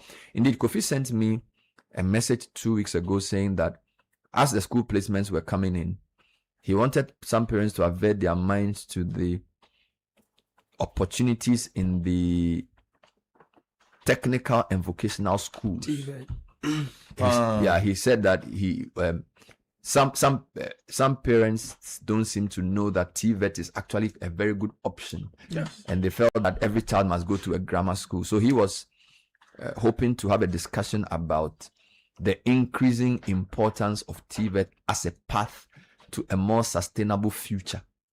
So we'll speak a bit about that too. Godfred, by the way, first one, did you notice lower traffic today? Yes. So is my theory correct? No, it's correct. That's for that one. Because even when we're at Adabraka, if Bishop Bowers is in session, and this Latebiokoshi cluster of schools and Ministry of Health are also in session, you chop traffic after 6. But it's empty. Heading this way to you normally use the St. Anthony's part of town. Empty. It's empty. It means that the education economy is very important. Maybe some economists at Legon or Tech should do some work on the education economy as it pertains to traffic, as it pertains to books, as it pertains to uniforms, it pertains to food. It will be a very interesting, and then we can match that with the allocation they get. Yeah, but even with the diaspora and about, Martin de Porres is responsible for half the traffic. My own Martin de Porres, because when they are in session, they close from school or they are going to school. Problem. Christian Home. And I think a lot of people also spend a lot more on education. So even if you look at people's salaries, a lot of people who have kids in school, a lot of your money goes into schooling. Yeah. So lower traffic. But have you had any issues, Caleb, with the BEC? Have you had any parent call you to ask you they want to to be placed in O'Reilly School. Interestingly, yesterday, I someone sent me a message in my Facebook Messenger and said I should try and draw your attention because his boy got 6-1s and is trying to get to Preseg, and that I should talk to you. No, but why do you need to talk and to I'm me? like, but why does he need to talk If to he's you? wanting 6-1s, he should just Exactly, apply. I said he should just apply. Precisely what I said. And he said, oh, you know, I said, are you serious? Are you actually requesting No, this? a lot of people have done that. I can have had imagine. at least Yeah. 6 people, Yeah. most of who have had good grades, reach out to me that they want to go to my school. And what that reveals to me, Sky, is that we don't have a confidence in the system. In the system, because that's the one. the results they are showing me are either grade 6 or grade 7. Yeah. And yet they want my intervention, and they haven't even applied for the school. Not yet. So why I don't understand it. They say protocol. They say if you're a former student of the school, or you have a vested interest in a particular school, or you have a few, lines in there, you are able in some cases to take advantage of a certain window available for people like that to put in a word. Because as is the case with many things in this country, there appears to be a certain belief, maybe because of years of that kind of thing prevailing as a culture, that you can't get things on merit just like that. In many cases, you have to displace someone because of someone you know in order to make it into a particular stream. So in the employment sector, that happens a lot. Yeah. People feel that they can belong to a particular government agency or a particular private sector institution, but they believe that someone has to put in a word to displace someone so that they can gain entry. So it's a big issue, and sometimes when you rebuff people take it personally. They say you don't help. They say, you are there, you are not helping us. This is what other people do to lift their people out of. So there's the police recruitment too. Exactly. I've got people say, oh, I didn't get anything, otherwise my friends, can you help me? I'm like, what? So when you're to Magao, you know the people, the big men, so give them a call and they can do. So it's a really difficult situation, Bernard. Okay, I'll come back to that topic. Before I get back to that, a listener is also saying that the other theory for lower, is it less traffic? Less traffic. Or is it less or lower traffic? Less traffic. Less traffic is that volumes. Some parents have had to take leave because once kids are home, they have to be home with them because finding domestic help is becoming difficult. So I am told that, and this is something I've heard, that because of the free SHS, a lot of the people who were usually just available not going to school that you could use to do domestic help, they've gone to school. So the access to school has increased, which is a good thing. So getting reliable domestic help is difficult. And also, even if they are not in school, or even if they are in school, a lot of parents are having difficulty trusting people they bring to their homes. Yeah. So I know parents who have to send their kids to summer school or to school during vacation because they don't have any help. And it's also because, again, in Ghana, we don't pay them as much as you pay when you are in another country. So I know domestic helps who leave Ghana and go work in the Middle East and ostensibly are paid more. So again, that informal economy around household work. Okay, so a parent will go and pay a lot of money for a school to look after their child during vacation because they don't have domestic help. But when they have domestic help, they probably pay the domestic help 1/5 of what they pay the school. Of course, not the same thing. Because in school, they are educating them even during the vacation. But it's a big discussion we must have around managing our kids and managing our children's education and what they become.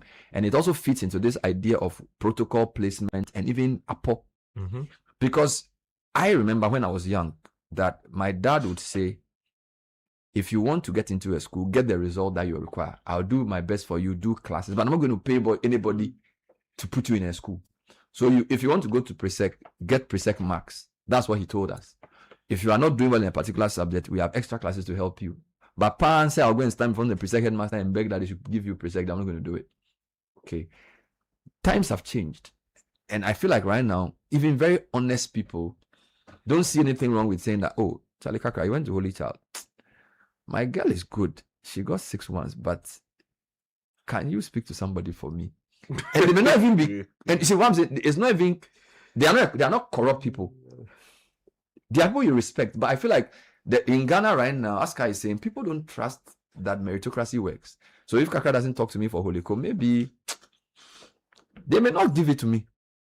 So, and I don't know why, whether we should be worried about that, or whether we should say that, well, this is how Ghanaians do their things. Because I feel like let's assume you apply to a university in the UK. Would you need to know a lecturer there for your child to go in? No. Or the US? No. You try to get a grade, and then write good essays, and then you may get a scholarship based on merit. So how come here everybody wants you to speak to somebody for them? It is only in isolated cases where, as a former student of the school, or maybe someone who is interested in the school's development, you are offered certain privileges.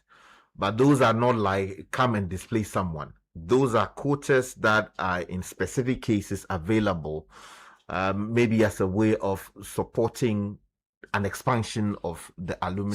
So there's an alumni quota, for example, which is supposed to be used for exceptional cases. But what I'm trying to say is that it's the like norm here in Ghana. Yeah, I'm not okay. Are you worried about this?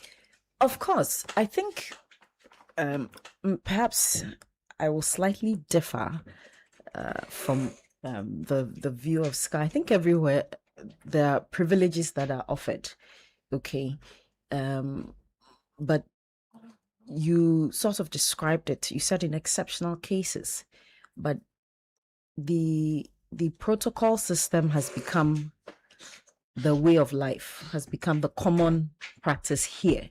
And perhaps that is the difference that Sky was alluding to. Everywhere else, you have the protocol, and certain people, by reason of their contribution, by reason of whatever families they are coming from, whether it's legacy admissions, whatever, that privilege will be given out. And this is my view, which is probably different from yours, Sky. Once there's a privilege, it will come at the expense of somebody. That is why I think it's done in exceptional cases, as Bernard is saying. But my observation is that in Ghana, that has become the common practice. And the danger for me is that the danger of this kind of protocol for everything, and narrowing it down to the conversation about education, is that we are depleting any semblance of meritocracy in the society, and you will see it manifest in at the workplace. You see it manifest everywhere else, in all the aspects of the various spaces of society. Okay, your question is, am I worried? Yes, I think everybody else should be worried, because when we do that, we take, yesterday you said something phenomenal about systems and how it appears Ghanaians are averse to systems. The system is supposed to bring a certain rigor, okay? It's supposed to perhaps select the best and prepare them and train them. But what we are doing is that, can you imagine somebody with 6-1s and not feeling even confident about that? Yeah. That means that our competence, merit are all placed aside, and they no longer matter.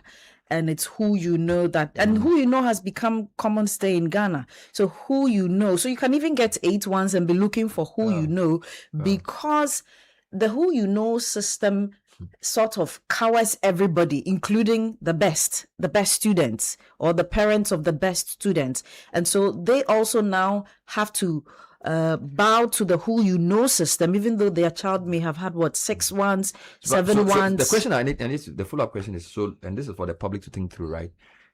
Are people opting for who you know because the system is not fair?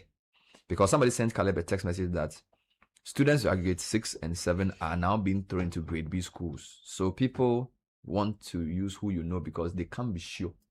So is the who you know becoming prevalent? And this is for the BC, because maybe the system is not working, or the system is not working because of the who you know. So maybe chicken and egg. The systems will never be fair for everybody, okay? But they need to work for the greater good of the society, of everybody. at some point it becomes some kind of fickle satisfaction of people's desire for convenience. So we can't have everybody want the system to be fair to them. Then that will create something else. But that notwithstanding, the system must be able to fix itself. The system is run by people. So if the system is broken or if the system is not working efficiently, then we have to tweak it until we can get a desired system that will give the greater good to the society. But the system over here, so let's say that the Who You Know has created its own system. Okay, so who you know is the which system. is now swallowing what ordinarily should have been a merit-based, rule-based system, where this is the rule. You get this kind of grade. You're able to go to XYZ school. So a grade A goes to a grade A school. But because we have allowed Who You Know to persist, it has become a system on its own, and it has become a shark, a whale, as against the abobitade. It's become big. I'll come back to this issue when we bring Kofi Asare in, asking parents, how are you doing your placement? Do you just choose the school and hope that their results will give them the school, or you want to also double check by calling an old student, a teacher, or an aunt who used to work in the school to help you? That's basically the question I'm asking this morning. 5 minutes past 8, tech and social media trends. Edwin Kwakofi is here with this segment.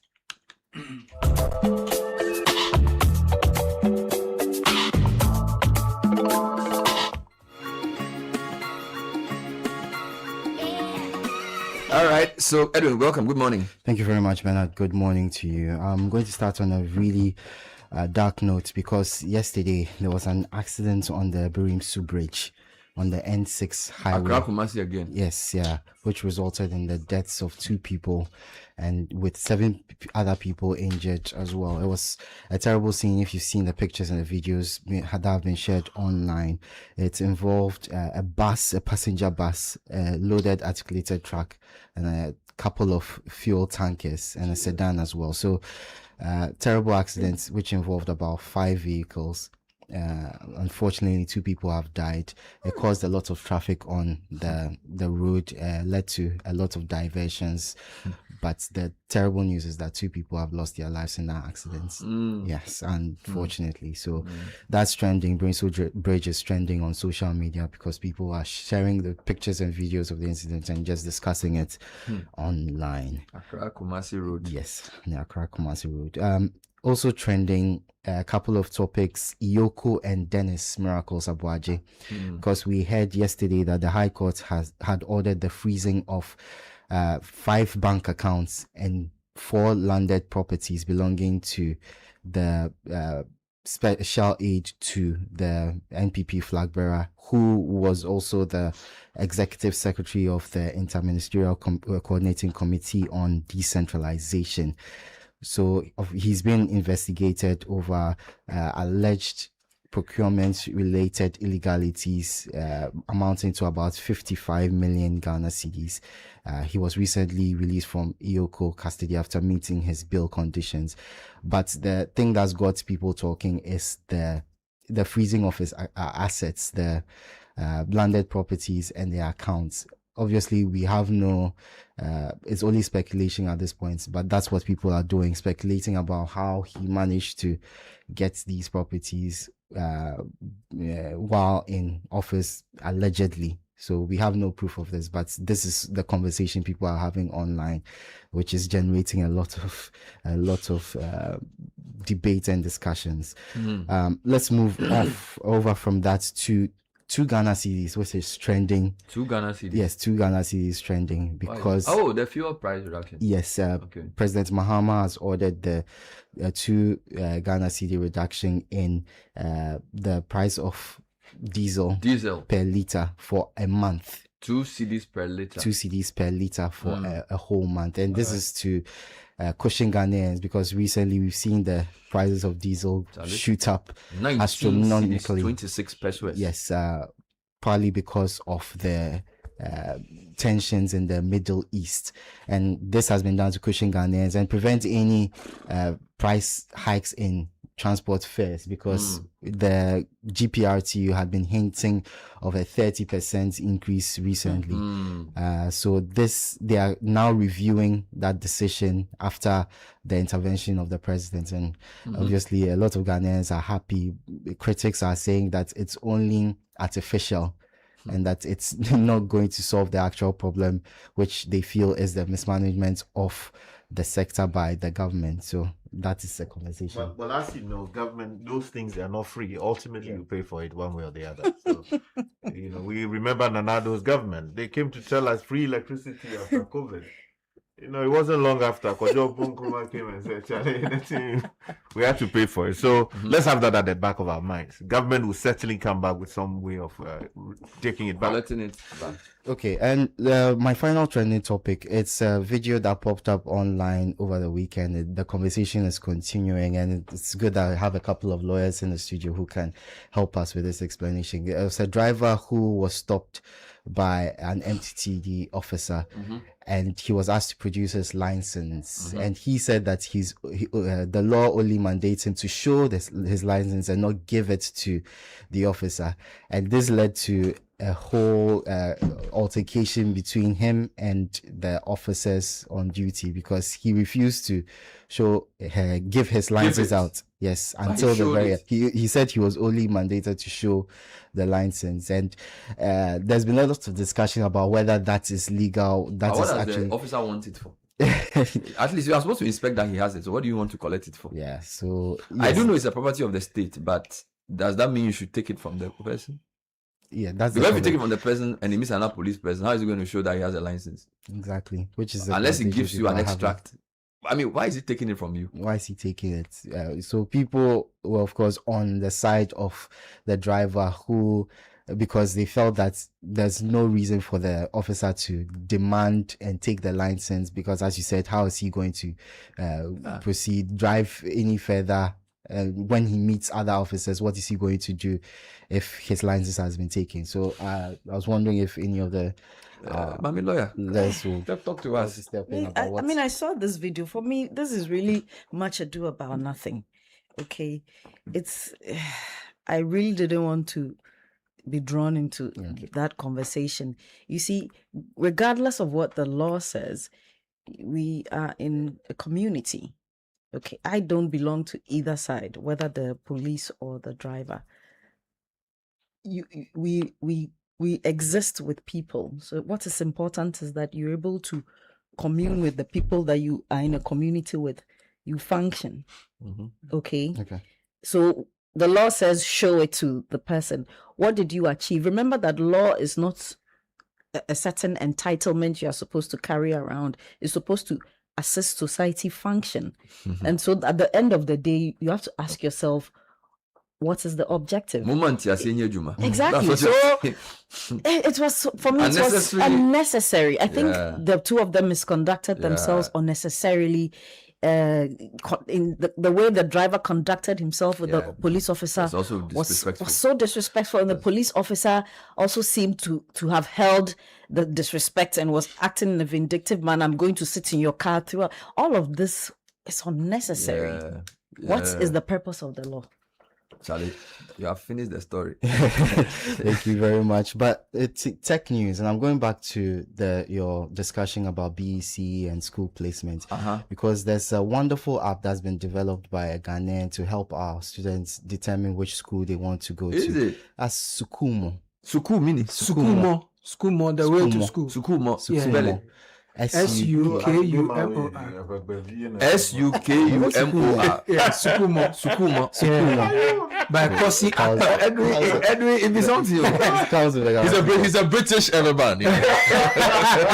Sukumo is it open for everybody to use? It's free. Yes, it's free. It's free. And how does it work? Available for everyone to use. So what you do is, as a student, you enter your profile, your details, your results, and then the app will build a profile on which schools fit interest you have. Oh, please give me a link so I'll send it to the people I've been sending results.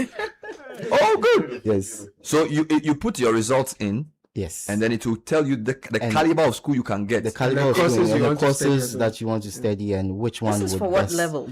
serve The for BC. BC student. Yes. So it feeds into the conversation Wow. we've been having. Does that mean they have the system that the CSSPS uses? Yes. That they they do. built into the app? Yes, they do.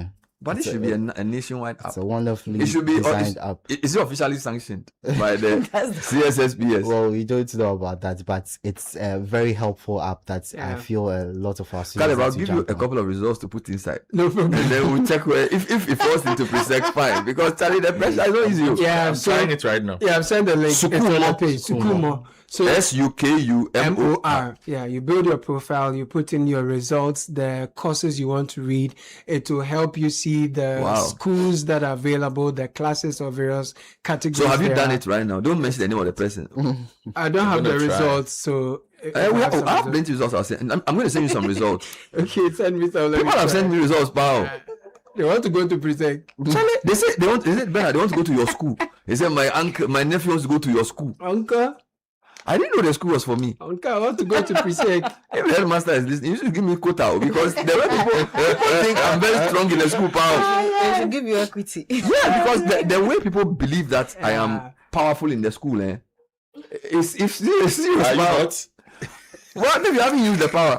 So, Charlie, serious. So please send me the link so that I can put some people inside. I dropped it on the page. So Sukumo is here. If you want to go to Prempeh College, see Godfred.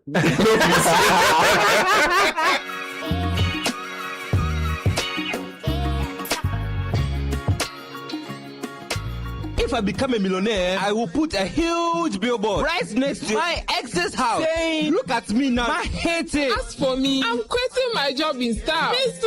hate it. Telecel is making millionaires this season. Not one, not two, but 3 millionaires. Each month, one lucky Telecel customer wins 1 million Ghana cedis for the next 3 months in the Telecel Mahetse promo. Plus, you still get to win 20,000 Ghana cedis weekly and 100 Ghana cedis daily. Bundle 10 Ghana cedis, airtime or data. Top up your Telecel cash wallet or your fixed broadband to stand a chance of winning. Visit the Telecel player or dial *500# to opt in for free into the Telecel Mahetse promo. Telecel, connecting energies. This promo is regulated by the NLA on the Caritas Lottery platform. Tell us how you need that.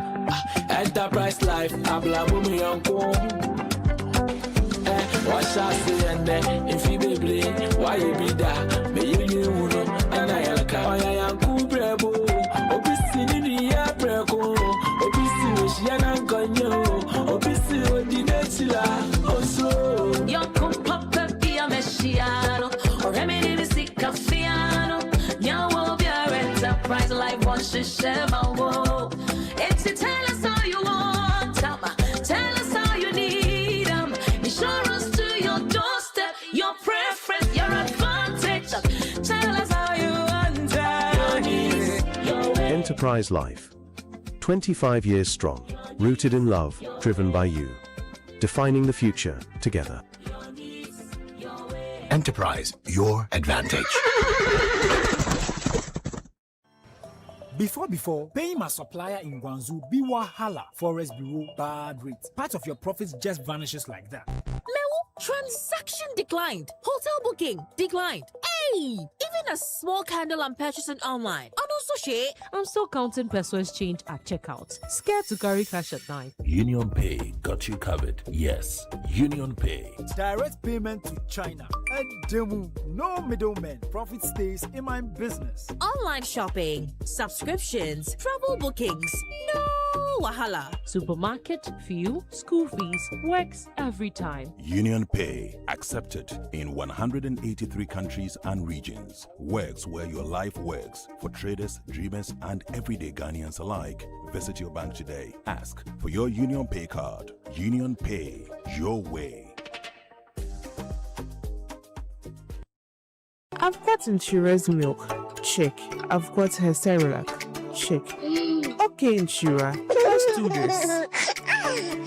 2 grains, wheat and maize, smooth and creamy, prepared by adding the milk I choose. Cerelac wheat and maize, the care you trust with the flexibility you need. Cerelac, care for them, count on us.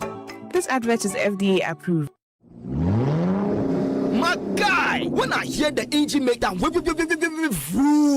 it drive me crazy. Oh no, bro. This is my love language with physical touch. I mean, touching the smooth car leather seat. Correct sound system. AC freezing me like sachet water. Now me just have it with my passenger princess. Charlie, that be why we can't miss the Absa Auto Fair. You fit test drive and Absa Bank get affordable finance options to help you own your dream car. Yeah. Join us for the Absa Auto Fair on Saturday 22nd and Sunday 23rd August at Good Park, Accra Mall. Come for affordable finance options from Absa Bank, special discounts and offers from your favorite automobile brands, plus insurance and auto accessory exhibitors. Want to showcase your brand? WhatsApp 0541 361 237 to book your exhibition space today. The Absa Auto Fair is powered by Absa Bank in partnership with Citi FM and Holland Insurance. The Absa Auto Fair is calling. Will you answer? This is the City Breakfast Show, the city's biggest conversation. Welcome back. Still at City Breakfast Show, 20 minutes past 8. If you're looking for a world-class university experience for your child right here in Ghana, Lancaster University is the only British campus in sub-Saharan Africa, offering students the same prestigious Lancaster University degree awarded in the UK. With a 90% graduate employment rate within 6 months of graduation, your ward gets a head start in today's competitive global market. Students can choose from business, law, computer science, economics, marketing, international relations, and more, all in a modern campus environment designed for success. Call 0209 607 008. Lancaster University, Ghana, a global degree at your doorstep. Great news, the Ongalicious Abinwaha promo has extended to 15th August 2026, and now participating is even easier. Simply submit 20 Onga powder promo sachets or 20 Onga shrimp tablet promo wrappers, or a mix of the two, making a total of 20. Promo at any Onga redemption center near you and receive your scratch card. Scratch, reveal your unique code and dial *713 *27# and win big. There are over 4 million cedis worth of cash and other prizes to be won, including TVs, deep freezers, washing machines, kitchen appliances, and more. Hurry now, promo is on till 15th August. This advert is FDA approved. So CalBank Abakede promo gives you the chance to win 5,000 Ghana cedis monthly or 100,000 Ghana cedis at the grand draw by depositing 500 Ghana cedis or more from August 1 to the 31st of October 2026. 5 winners will receive 5,000 Ghana cedis cash every month, and one active customer wins 100,000 Ghana cedis cash in the grand draw.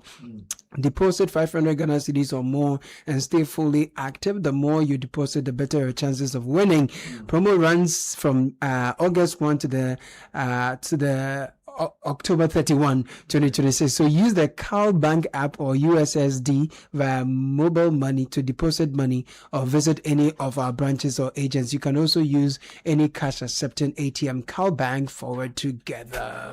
Ghana, it's time to change the narrative around autism. Guarantee Trust Bank Ghana Limited is pleased to announce the 5th edition of its corporate social responsibility initiative, the GT Bank Autism Workshop and Consultations, scheduled to take place from today, Tuesday 4th August to Saturday 8th August 2026 at the University of Professional Studies Accra. The theme for this year is acceptance in action, from family to classroom to workplace to public spaces. Highlights the collective responsibility of families, educators, employers, policymakers, healthcare professionals, and the wider community in creating environments where individuals on the autism spectrum are accepted, included, and empowered to thrive. The workshop will be facilitated by experienced autism specialists from Africa and beyond, including speech, behavioral, and occupational therapists, ENT. In fact, we have everyone, psychiatrists, psychologists, everyone, to support people living with this neurodevelopmental disorder. And the best part is that registration is free. It's happening at the Kofi Ohene Kunedu Auditorium today all the way to Saturday. So come by for a life-changing experience. 0800 124 000 is the toll-free number to call. At GT Bank Ghana is our socials. All right, Kofi Asare is from the Africa Education Watch is joining us. Kofi, good morning. Thank you for being here. Before we speak to him, Godfred, read some of the messages we've had on this I don't know what to call it, protocol preference by Ghanaians. We'll be up a protocol. Good morning, CBS team. Morning. Have you forgotten Sky's proverb about having your brother on a mango tree? Sky, what's that so ideo. Over my novimo na yokuchi ideo no gbogbo. What does that mean? Your brother doesn't sit on a mango tree. A tree for you to eat the raw one. Unripe one. Yes. Unripe one. Yes. Okay. Oh, okay. Good morning. My question is simple this morning. It's a bad proverb. A bad proverb. Regarding the let me finish this, guys. Yes, so now that students choose the schools after results, are all first-class schools only going to accept the good students, while the failed, in quotes, ones that get 25 and above only attend low-grade schools? What was actually the thought process behind this new model of choosing schools after BEC? I'm sure Kofi can answer that. Let me finish. Meritocracies work like that, right? Yeah. Bernard, it appears the private school scenario still persists. My niece, who's extremely good, had aggregate 19. Hey! Meanwhile, his general performance in school always hovers around aggregate 9 to 12, and some pupils who even do better than him had aggregate 20-25. Hey! I also learned one public school in Waja was charging between 50 and 80 Ghana cedis for testimonial and application forms, respectively, for the placement process. Please follow this matter from the GS. This is from Gaudi in Tema.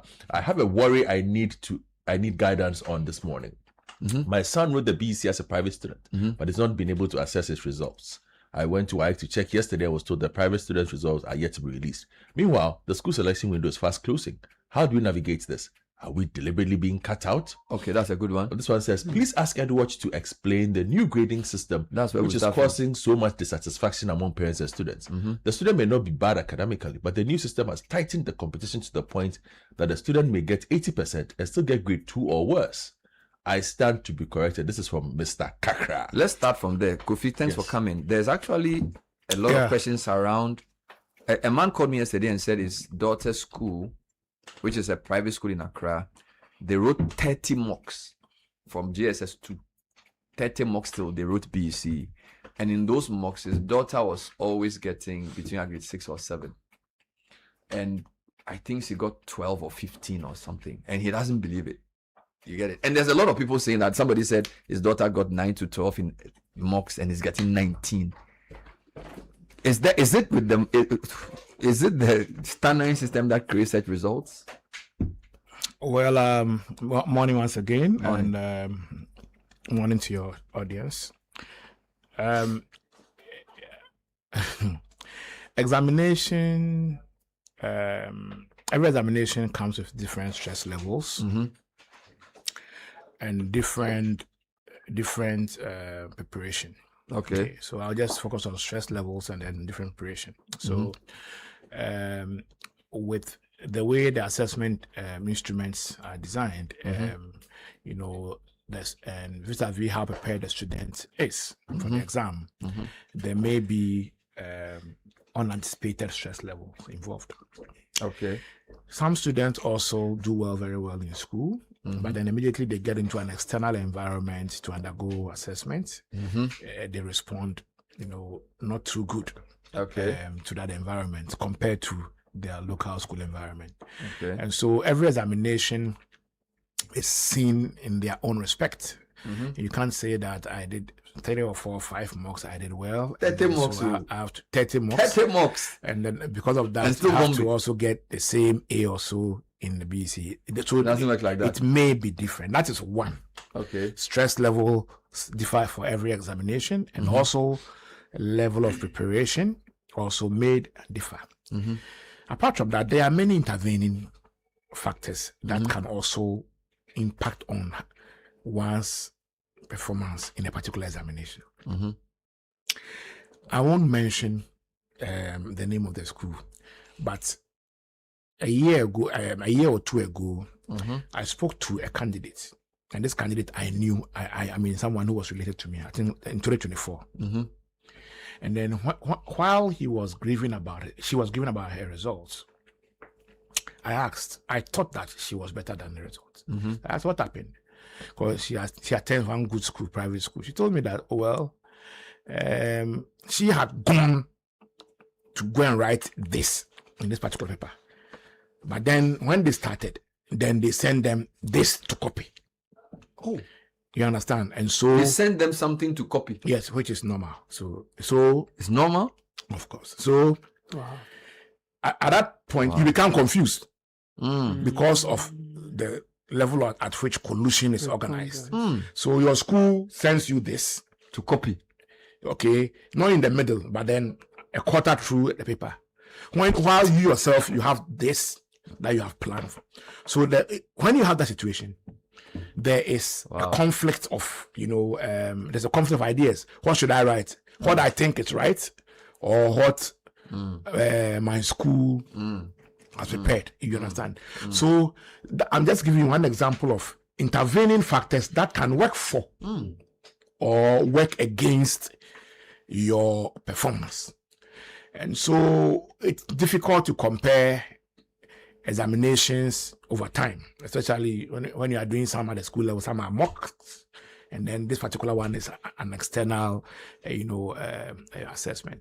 That's why we can't compare. Next question: can we compare a year's result to a previous year in a sense of, can we say 2025 BEC did better than 2024?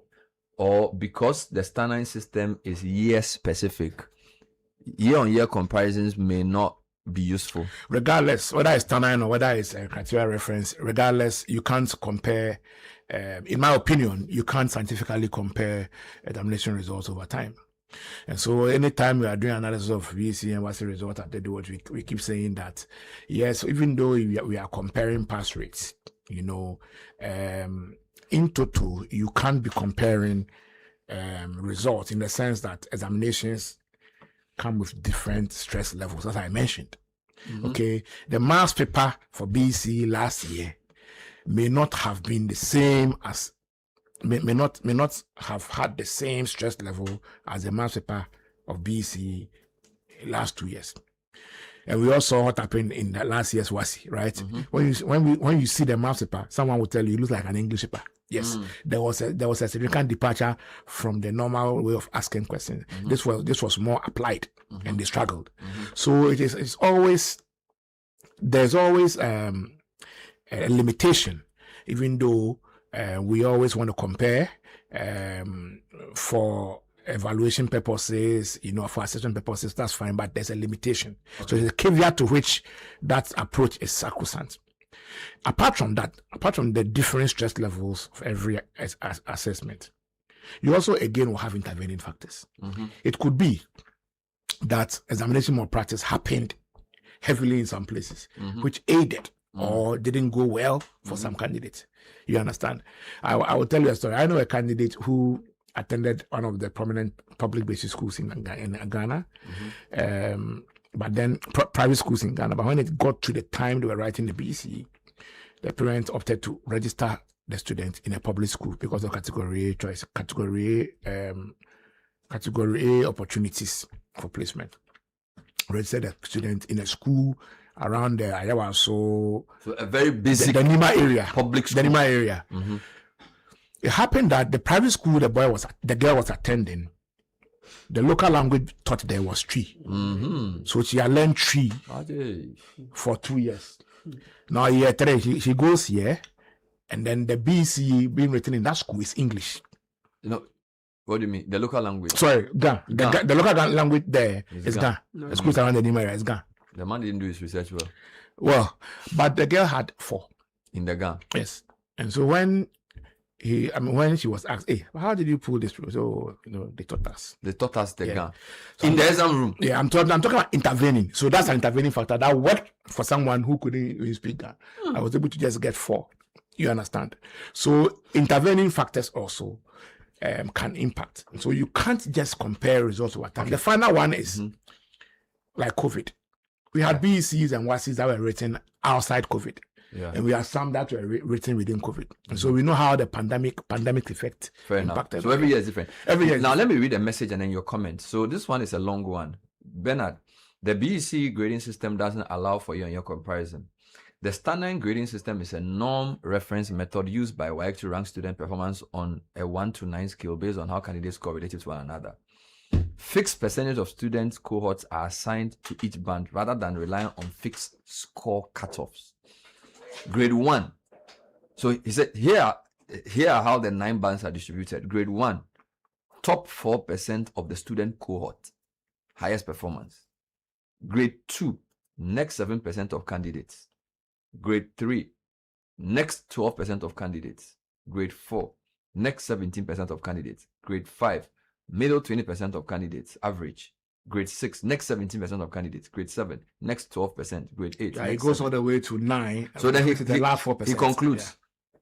So in a year where students do well in a particular subject, even an 85% score may not get you a grade 1, according to Star 9.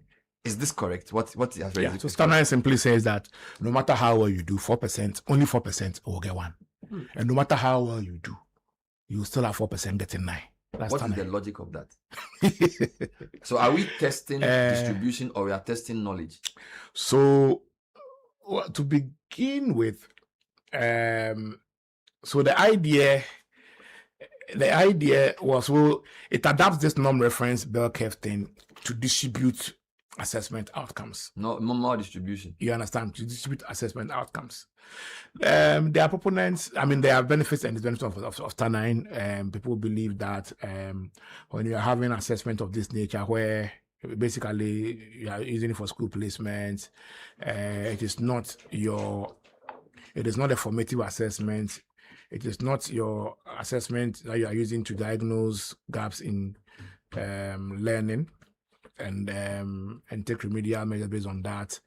And so there are many reasons why some assessment bodies prefer Star 9.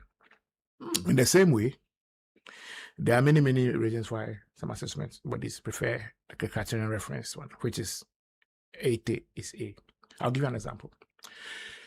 One benefit of Star 9 is that it responds to the performance of the day.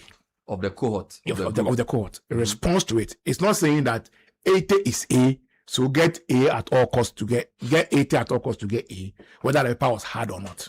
It's not saying that. But that's what criterion reference, that's what he's saying.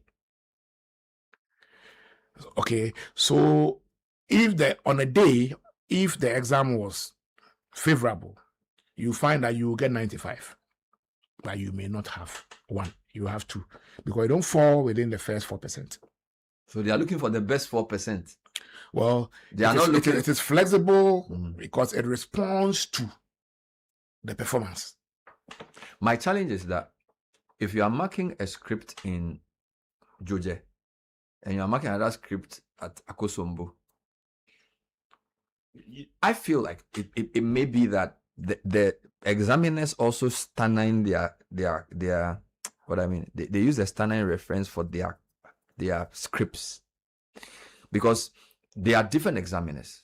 All right. So who sits down then to determine that at the end of the day, 98 is what will give you a 1 and 90 will give you a 2? Do they compare results nationally? Or when I have 100 scripts, out of that 100, I will say my best 4% will get 1. Star 9 is national. So that's now. So that's why the inequity. No, but hold on. The reason I ask this is because some parents say they send their kids from privileged schools to rural schools and they tend to do better. So that suggests that maybe the examiner who's they send their kids. Maybe it's in Morning Star in Accra. They send their kids from privileged private schools. Yes, to a public school. To rural public schools and because of category A placement opportunities. Not because they will do well in the result. No, they send them there because they want to get to Presec easily. No, but wait. And when they do that, they expect that the performance of their awards in the Morning Star, for instance, will be the same as the one they will get there. That's the complaint. Explain it to me. So you're saying if I send a child to a lower standard school, the Presec will look favorably upon the result? What the scenario you painted, it happens. It's a regular feature in our system since the 30% allocation, 30% protocol for public junior high school candidates for category A schools was introduced. So when after Form 2, parents register in their awards in public junior high schools as candidates. They want the 30% quota to apply to them. Exactly. They want to benefit from the 30% quota. So they are private school candidates, but the rest are as public school candidates. Because the school will give 30% to public schools. Because you are writing in a public school, so you are seen as a public school junior high school candidate. So if his result is the same, I get 12. So if you get 12, if you get 12, you can get pre-sec science. Even though you may get 10 in a private school and not get pre-sec science. If you look at that, if you do the analysis, well, because of the 30% protocol, 12 is equivalent to like 8 in a private. Even though it's just for 30%. So the 70% will fight for. No. Hold on. The private schools will all fight for 70% allocation. No. Already 10 has gone for protocol proper. And then 30 has gone for public junior two candidates. So it's only 60. So 60% will go not to private schools, but then for competition between all private and public schools again. Wow. So this is why parents send their children to the public schools. Not because the result will be better. No. So you're saying that WAEC waits for the math paper to be marked for the whole country. Yes, for the whole country. And then when it looks at the spread of results, it just uses a normal distribution to say 4%. Exactly. Exactly. It's not decentralized. So if you take your child to a school in a different district or a public school, it won't change anything. Let's stay with that. The parents' perception of the award performance, i.e., how they were performing at Morning Star, for example, may differ from YX perception of your awards performance within the context of the assessment that your child to participate in. Let's stay with that point. Stand 9. BEC is only used for placement. BEC in times past, prior to Swiss Senior High School, and this is how Edward we see it. Prior to Swiss Senior High School, BEC was used for two main things. The first two main, the first was to determine who goes to secondary school, because there was a cutoff. Beyond 36, you are not going to go to secondary school, at least in the public sector. And the second was to determine who goes to pre-sec and who goes to canton and who goes to Chief Practice Secondary School and all that. That was the second. There were other minor reasons for BC, including, if you like, let's say, to test proficiency levels, at that level. But that's a terminal examination. But then there was a certification objective too. At that point, we had BC certificates being issued to you, a certificate so that you get certificate for completing basic school, etc. Evidence that I've completed basic school.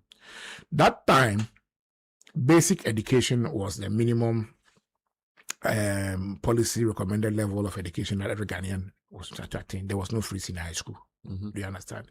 So that was the relevance of BC. Since 2017-18, when we introduced free senior high school, we have come to agree as a country that the minimum level of education that every Ghanaian should attain is secondary. We've invariably come to understand that. Because if you look at the data, 98% of BEC candidates, averagely 98% of BEC candidates have always qualified for placement. So invariably, we are at the point of universal secondary education, what we call in other countries. You go to South Africa, you go to UK, you go to US, you go to all the countries doing free senior high school, Argentina, Brazil, all those countries, you realize that they do the K-12 system, where your first external assessment is at the WASI level. So invariably, we are almost there, because when 98% are qualifying for placement, it means that. So BEC's use. So BEC's relevance now is just for only placement. For placement. But let's stay with that point. As a policy, is that good? Because should we not know the English-speaking, math, reasoning, proficiency levels of our 13, 14-year-olds who've done 9 years of schooling for us to assess what they are getting? Do you understand me? Because if a year, the highest mark in math is 70, so that having 69 gives me a 1. That may be a challenge to know whether the cohort actually can solve math problems. So that is why BEC is not designed to be that diagnostic assessment that will inform further teaching and learning, decision making, and actions. That's why the National Education Assessment the NST, the National Standardized Test, for instance, is critical. And that's why whenever the Ministry of Education is not following the schedule for running the assessment and not releasing the results on time, we are always on their back. Because the National Standardized Test is supposed to ensure that every 2 years, in P2, Kofi Asare is examined to assess Kofi Asare's literacy levels, numeracy levels, proficiency levels in literacy. And on the basis of the gaps identified, deploy remedial interventions, okay, to enhance Kofi Asare's literacy and numeracy levels or fill the gaps. Kofi Asare then writes the same NSC again in primary 4, same in primary 6, same in junior high school 2. These 4 NSTs are supposed to ensure that there's feedback on my performance, so that when I write BEC, I may not get 70, or if I get 70, it will not be. It would have been the best of my ability, because the gaps that perhaps I could have gotten 50, the gaps could have been identified much earlier, and then remediation have taken place. Unfortunately, the NST, we've not been regular with the NST. And the difficult challenge, the most difficult issue with the NST is that you write NST in primary 4. The result of the NST is supposed to guide teaching and learning decision making for primary 5. NST results get ready when we are almost entering primary 6. So it is of no essence as a diagnostic assessment. You've explained all so of this. So the real-time availability of NST results continue to pose not just a hindrance, but then challenges the relevance of the NST itself. Based on your explanation, if a parent ward gets aggregate 15 or 19 in BC, they shouldn't be worried about the quality of their child. They probably should be worried about their quality within a cohort. So your child may not be among the best 4% in Ghana, but he may be proficient in math and English enough to do well in SHS. Based on that's what the result is saying. Yes, that's what the result is saying. And BC, as I said, that shouldn't be the final litmus, or you shouldn't be too worried, that you didn't get a 1. You see, sometimes the best way to know your work performance is a formative assessment. Every term. Okay, every term and then every year over the 12 or 15-year period in school. That is a much more holistic way of seeing your work performance, not the participation in a 1-hour examination alone. Okay. You understand? So we normally don't encourage people to dwell too much on BC results, because examinations are examinations. Anything can happen. But your ward's proper performance is what you see longitudinally. Good. Let's stay with something you said earlier. When I asked you about comparison of year-on-year results, you said every exam is different, and also there are intervening factors. And part of the intervening factors could include copying, organized cheating. An educationist wants me to ask you a question. If a school sends their pupils' answers to copy, in this example that you gave, in a written test, shouldn't it reflect in their answers for the examiner to notice during marking? Well, you realize that about 700 students were affected by subject cancellations or entire subject cancellations, if you look at the data were published. Okay. And about 2,000 more scripts have been reviewed for similar offenses. So this is a regular feature in every BEC provisional results declaration, examination malpractice. Whenever you see that data going up, it doesn't necessarily mean that examination malpractice is going up. Okay. It could also mean that WAEC is increasing their vigilance. Because the challenge is that WAEC has limited presence. WAEC, their staff, their own officials, they are available in less than 10% of the BC centers. Really? They work through agents. So you say someone's a supervisor, but that's a junior staff. They have an interest in it. From the same school or from a different school? Oh, the headmaster of the school is normally a supervisor during the examination. When you are doing examination in pre-sec, the headmaster is normally a supervisor. We've raised this issue. They don't mix it up. No. So the basic school headmaster supervises the school. We know how the system works, even if you mix it up. I mean, they talk to each other. But the headmaster is always a supervisor because you are supposed to supervise. The examination is seen as an activity in your school, an academic activity. So he has an interest in how his students do. That is right. So all the time, WAEC's inability to be physically available in all centers means that they rely on their software that detects similarity in answering. The extent to which what the teacher is saying can be detected will depend on how similar the answers are. Because there are some schools that will produce about 10 different kind of answers. Because they want to avoid detection. Exactly, because they know how to detect. This is a sophisticated enterprise. Why it detects the copying through by proxy. It detects using a software. And so the extent to which you write it. For example, one person starts with question 3 and question 4. You see at the center, everybody's answering question 3, question 4, question 3, question 6, question 5. Why is everybody writing 3, 6, 5? They are not answering 1 or 2. Then you see the trend. So the softwares will normally use trends and all those things. So the people will mix it up. So WAEC cannot detect all. They cannot detect. Yeah, but if you are giving something to copy, it means that an examiner marking the exam from a center should be able to see that 3 people have written the same thing. That is a red flag. Yeah, if cheating is this organized in terms of writing script for people to copy, any serious examiner should say, just and this because it's word for word. It's not like objectives that you are saying question 1 B, question 2 C, question 3 D.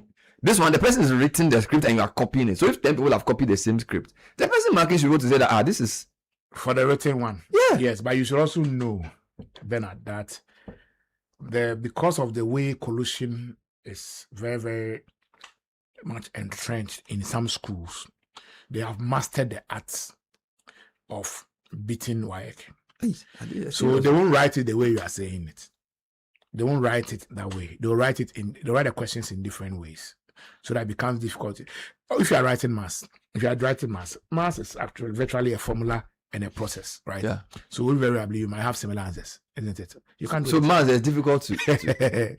But when it comes to, and so normally when there's more practice, it hardly happens in English written. It hardly happens in English written. It will happen in the objectives, but not in written. But in maths and then the sciences, in the physics and those things, it's easy. You understand? E-maths and those things.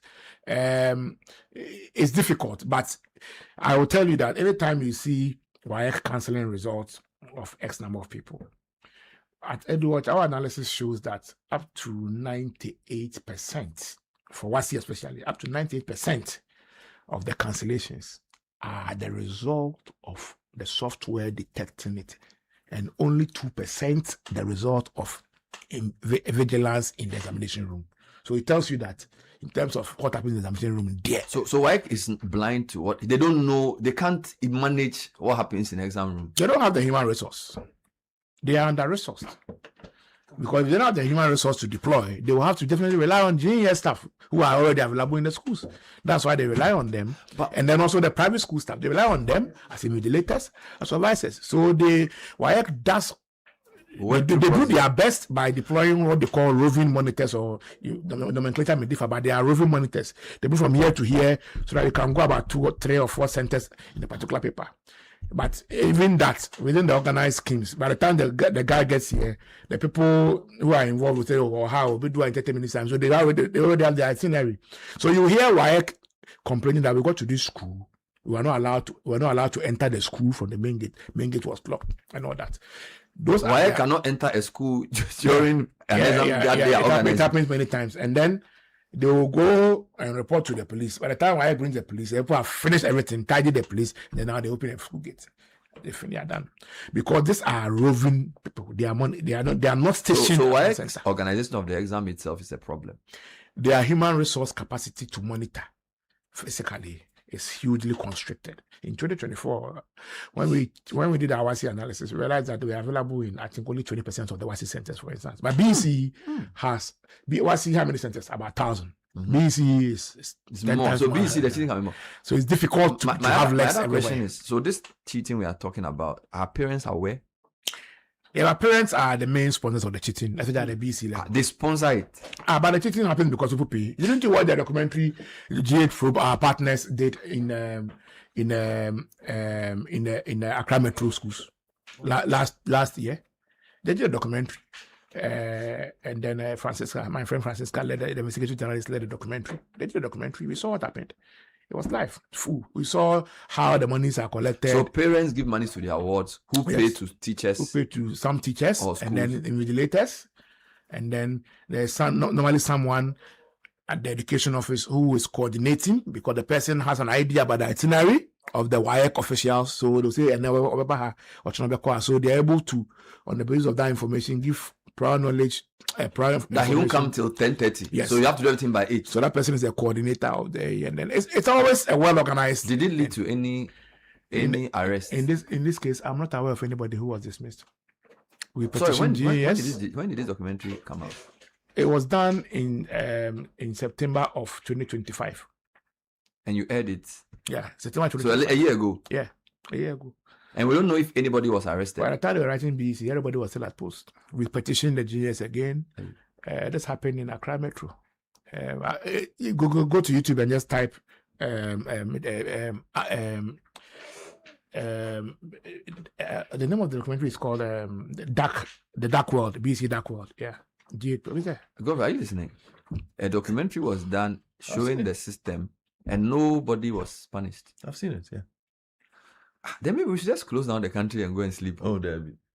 No, but like in any serious society, because see, Kofi keeps talking about exam malpractice, that it doesn't reduce or increase based on anything. It just increases based on YX vigilance. So if YX is more vigilant, they catch more people, which means that it is widespread. Yes.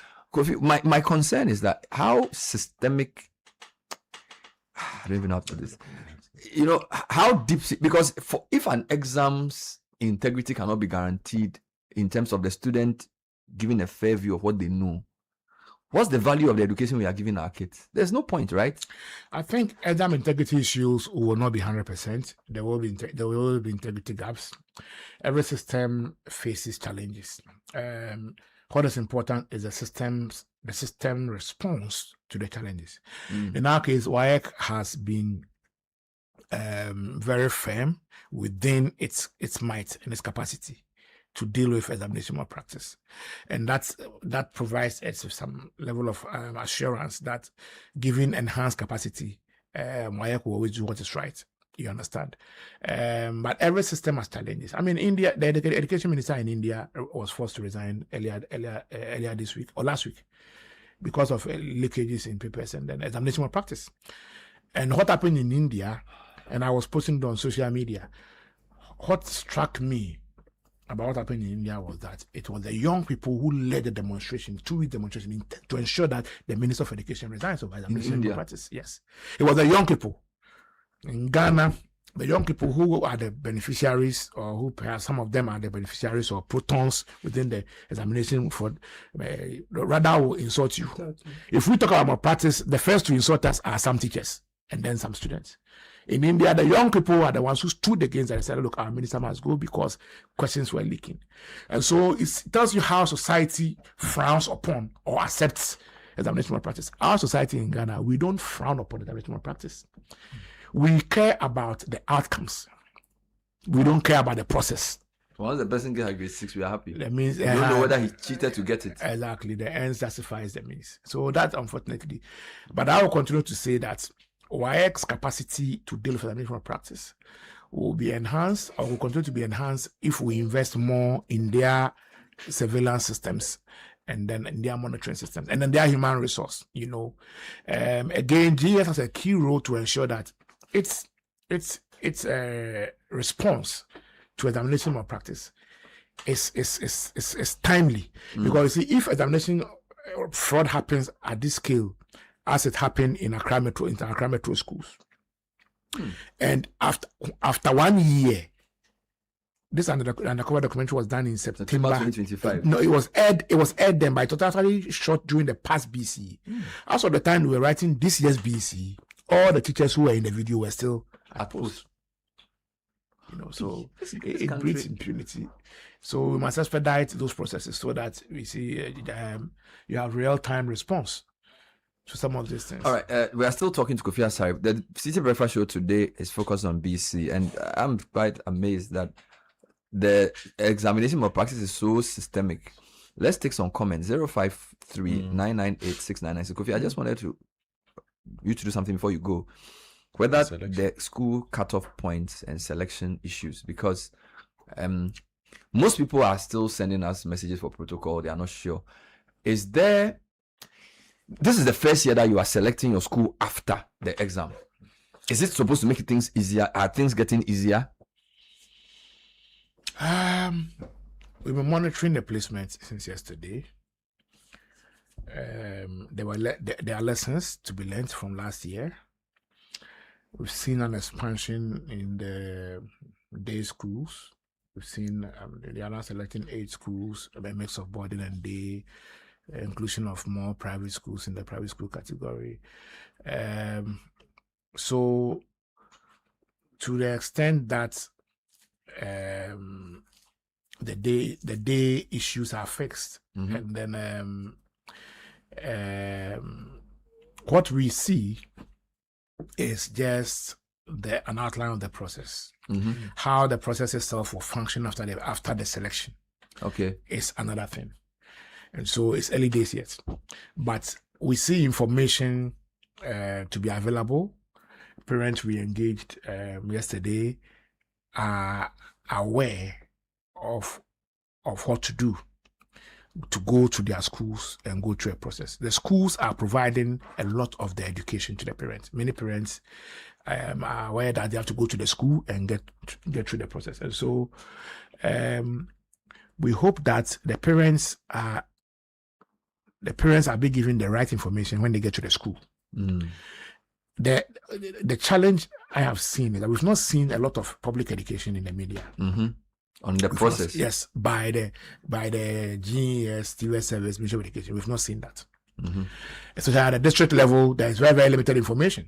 And so we are relying, if I say we are relying, I'm talking about Ghanaians, we are relying on the schools to give the right information to the parents. As a development communications person, the challenge in that is if the parent is not sufficiently informed or aware, and the schools misinform, then there will not be checks and balances. There will be some difficulty. And so once we are relying on the schools, it is my expectation that the schools will deliver the right information or guidelines to the parents so that they take the right decisions. The second thing is that we have also noticed that the government allowed us to select schools after the BC results. Edward was the one advocating for that. We advocated for that for years because we thought that the person selecting school ought to have had full information about their performance, so that you are helping the person to take the right decisions. So the desperation is less. Because when the exam results comes and the person bombs, at least he can recover from the bombing and choose a school rather than having chosen some high level school and then he realizes that actually it's not going to work. Exactly. So you are supporting a person with the information needed to make the right decision. So this year the stress will be less than last year. I won't call it stress. The stress is normally not in the I was making a point. So that was my idea. Within the context of that proposal, we were anticipating that if that was the case, if Kofi Asare had aggregate 6 and went onto the portal to select schools, Kofi Asare shouldn't be allowed to even select schools that he doesn't qualify. That's how you manage the stress from the beginning. The limited options for your grades. Because that's how come you get Kofi Asare's result before he went to select the school. So he can't choose some schools. Yes, because of course. The result will not be aligned to other than that, the whole relevance of me having full knowledge of my result before selecting is hugely constricted. Correct, for 3 points. But we are still selecting category. We are still select category. If I get 20 or 30. Select two category B. Right. So I'm yet to understand how having foreknowledge of your results will impact on and that stress you are talking about. I'm yet to ascertain. Who manages this placement? The CSSPS. And it's like a platform. Yeah, it's a platform. So they can build this thing you're saying into the system where if you mention your school, they know whether you are from a 30% quota or you are from the rest of the 60. And then your result and then your locality. So clearly they can manage it from the back end. Because the biggest challenge in the placement, per my understanding, was the incongruity between demand and supply. It brought pressures on some schools. Yes, please. And sometimes it brought corruption. Yes. Category A schools in Ghana are able to accommodate only 10% of candidates. Who apply. But the demand for category A schools is 65%. So you have about 360 people chasing 60,000 slots. Category A schools. That was a big problem. So solution, you have to redistribute the demand in line with the merit or whatever it is. So now you are saying that now you have your results before you go and select. So if you go and you have a grade 20, you don't go. It will even give you the prem. You don't go there per sec. You have a grade 20, but you are still going for per sec. So I'm here to know how. But so the benefit of getting your results first will impact on when the you stress give management. them this proposal, did you add this second point? Oh yeah, we presented it to all the political parties. You know, even during the manifesto engagement, we so it's clearly your idea. Oh yeah. Yet you don't know whether it's been implemented the way you thought it through. It's a full scope solution. If you just do one side, it doesn't work. No, you have to do a full scope because if you limit it, once I have my results and I know I have a grade 30, if I go onto the portal, I have no business going close to any category in school because it will reject you. Yes, because to block me. So the system doesn't do that. And then I see the schools that I am qualified to select. I select. But now I go there and I can still select per sec. So I'm here to see how the system is designed for us and the parents to benefit from having foreknowledge of their results. What is the name of the head of the computerized school placement system? Caleb will help you with that. You know, the Minister of Education said on our press conference that he believes that when he expands the facilities in the schools, it will reduce pressure. That's what he said. Because he was trying to upgrade some schools to make them category A, and then open up schools to have more facilities so that the schools can absorb more people. So he sees it as a pure, there aren't enough good big schools that can accommodate people. Yes, that may be true. Yes, but the demand for category A is also based on perceptions about the school's history. Exactly. So Presec will always have higher demand. Yeah. Even if you create 10,000 category A schools and call them that, they will still go there. So the solution is more in the demand management than it is in the go for a reason. It's about the rational management of demand and aligning real demand to real supply. Oh, Max Asuben said I don't need more. So Max Asuben says who? Solomon, send me your brother's number. Solomon Asuben. Yes, his younger brother. Is he related to the police? There's a policeman called Asuben. I was not that one. No, that's that one. Okay, it's not him. He's no longer there. Asuben left a long ago. He left. You don't know. So who is the person CSPS, they are like BNI. When he changes. No, you don't see them. Okay. Because of the I don't even know them. Because of the sensitivity of the I don't even know them. Okay. I get you now. You understand? But it's good for what they do. You don't need for them to be open. People will be stressing them. I remember sending an RTI to them. It took 3 months, and then we went to make plates and every district. You know, we still didn't see them. You won't see their face. I don't know anybody there. But that's good. But they should work. Let me read some comments for Kofi. Quite a few questions. Bernard, there's a growing belief that the exam council is deliberately marking papers of pupils from private schools with a different scheme, while public schools are favored in marking. Parents are now taking their awards to public schools for final year, so they do well when the papers are marked. Yes, I think this one we have said several times. Good morning. This interview is exposing a lot. Dropping your kids in deprived schools to take opportunities. I feel so bad about this. Raymond from Sunyai. Then Bernard, what is the basis? Okay. This one has been explained. Andy, I think the first question, the standard question. So it has been explained. Apparently, standard 9. Yes. That they merged because standard 9. Standard 9. 9 levels. Bernard, the truth of the matter is WAEC leaks these questions to the prominent and big private schools every year. Really? Anytime you hear about a national race like happened to my batch in 2020, it means the questions have leaked into public schools. The questions are leaked every single year. And we must begin to take on WAEC itself. Most of the big private schools use the actual BEC exam papers for their final mock. Daniel from Lashibi Community Service. Hold on there, Kofi. Is there, your documentary was on public schools, right? Yeah, public schools. Because there's some people who suggest that cheating occurs more in private schools than public schools. Is there any evidence as to whether exam or practice persists in one type of school? In BEC or WASI? BC. In BEC,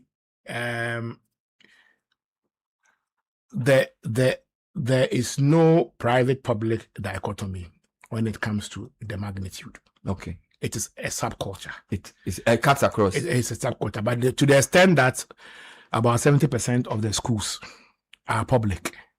That picture should be more in public. Exactly. For BC. Yeah, exactly. Yeah. But in WASI started as a mainly private school thing. That's when we're calling the schools WASI tourism schools that you go and then they just get a result. But now it has become, now the public schools have taken over the thing. They have learned fast. So again, there's no public-private dichotomy in terms of examination room collusion. It's everywhere. Okay, let me finish with the more comments for him. Bernard Patama in Accra says, I realize your guest is denying the fact that there is either a different marking scheme for private and public schools or there's something fishy about the marking scheme. We disagree with him on that. Perfect, hold on. You see, Kofi's explanation to the question I asked was why parents prefer to send their kids to some public schools. And he said to take advantage of the 30% quota. Yeah. Because they know that if your child comes from there, an aggregate 12 may be worth an aggregate 8. Yeah. That does not mean that he's answered the question of marking, because he didn't have evidence on whether they mark against or for. But what he's sure of is that if your child is in some public school, he can benefit from the 30% quota for some of the category A schools, even if his results are not good. Yes. Which is the logic. So he is not saying, so let me be sure, you are not denying or confirming if the marking is differentiated. No, I don't have any evidence to that effect. All right. Yeah. Although a lot of parents in private schools believe that the marking is against them. I'm sure you've heard this before, Kofi. Oh, you've heard it a lot. They've said it a lot. We've had countless meetings, countless petitions from private schools since 2022 or 2022. Yeah, since 2021. You know, and we have realized that it remains a perception. For now, there's no evidence. No evidence to prove that. Yes, but perception can be true, it can be false. Kofi, just a quick one. So, with this placement, is it also open for the technical schools, or theirs comes differently? No, they are doing theirs. So they have their category A schools, they have the category B. So everything is open now? Yes, everything is open now. Okay, all right. I'll let you talk about clerical schools after the comments, because I want you to discuss that. Good morning, Bernard. So in a situation where students are rated low, though their consistent performance in school is always high, they are now compelled to apply for lower grade schools, which is no fault of theirs. Okay, I don't understand. That good Tony from Kofodia says, as much as I appreciate most of the points made by your guests, some of them are inaccurate. For example, it's not accurate that teachers serve as supervisors during BEC, even though that's the case with WASI. I think he was talking about WASI, he wasn't talking about No, BEC. Were you talking about WASI or BEC? He was talking about WASI. No, it's a BEC, because it's even worse, because BEC, the centers are more. We're talking about WAEC managing their exam, and you said that head teachers were in charge of their supervisors. So maybe they may have changed it, but I know that head teachers are normally supervisors. They may have changed it for BEC this year, I'm not aware, but I know that head teachers are supervisors. Okay. Because their activity takes place in their school. Okay. And the vigilators too are staff of the same school. And they don't mix them up? No. I thought if I teach in Presec, I should go and invigilate in Kukrentumi. WAEC tried to pilot that model, I think, 12, 13 years ago. It didn't work? It didn't work, yeah. So you invigilate in your own school? Yes. Yeah. When you wrote WASI, who invigilated you? My only memory is the paper. I don't remember anything. I don't remember. Your teachers invigilated you, but you had external visitors from other schools who will pass through. But you were invigilated. But I know by the funny thing teachers. about that. That year, my elective maths, only 2 or 3 of my mates got an A. If they had used star 9, a lot of us may have passed. If they're using the 4%, got it. I got a B in elective maths because there was a question we didn't understand.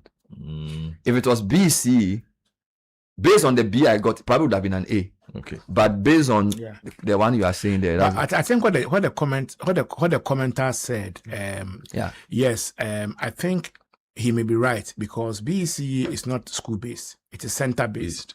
You understand? So you don't have one head teacher, Fair right? enough. Yeah. So you have a supervisor either from GES or from WAEC, not the school. But the investigation was it for BEC or for WASI? But for WASI, the headmaster is the documentary was it for BEC or WASI? It was for BC. It was for BC. For BC, yeah. So the other vigilators are staff of GES. Yeah. Okay. Let me read 2 more and then you can ask Kofi about the technical schools. But in marking of scripts, we're able to determine collusion in examinations during marking based on differential profiling. The principle is based on wrong responses given by candidates. No 2 candidates give the same wrong answers in exactly the same way. The moment that occurs, it gives indication of collusion, particularly in written scripts. This is from an examiner. But thank you for that. So at least we know that on the written side, cheating will be lower. But on that side too, we are aware that in some instances, candidates they put money in the examination. Yes. I remember my last. You put money in the booklet. Yeah. My last engagement with the Catholic bishop. To give it to who? But who's going to see it? For the person marking. Yes. So yes, they put money in it. Put money in the script. So if the marker, yes. So if the marker is not solid, they take the money and then they. But me, if I see the money, if I see the money, it means you are even failing. No? How can you put money in an exam script? I've engaged some examiners who told me that they would normally put money in there. So it's part of the plan. So if you're an examiner, you see 200 Ghana cedis, now they're ashamed. That should tell that you are marking. The examiner is being paid.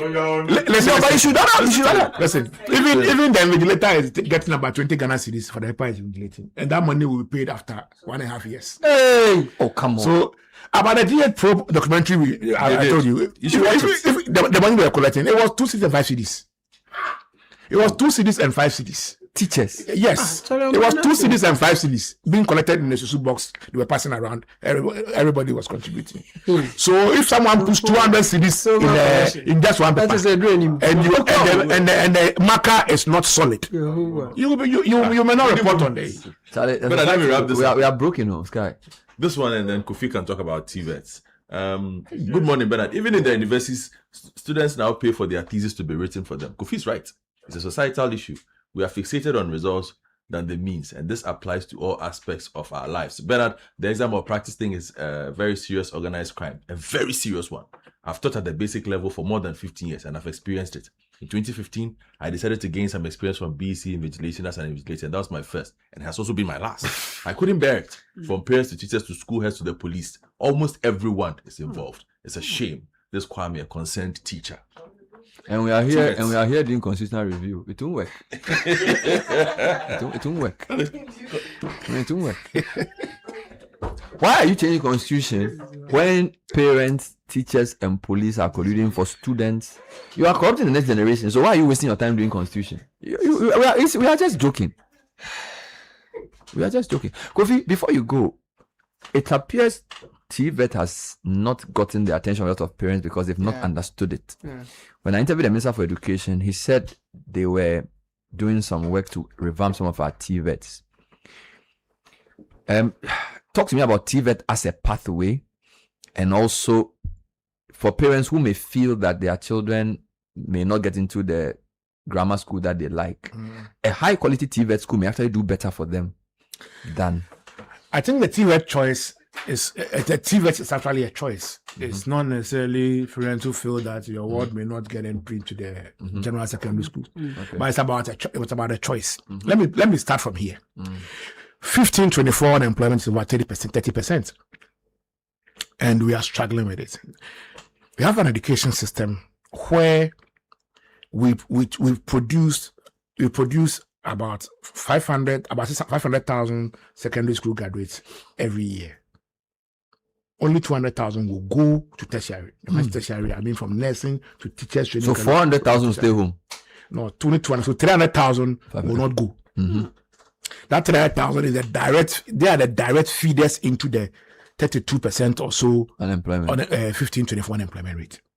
And so every country that has free secondary education is obliged to make it skills rich, such that as education remains a pyramid, if transition to tertiary becomes narrow, the base, those that you mobilize into free secondary do not become a national security threat.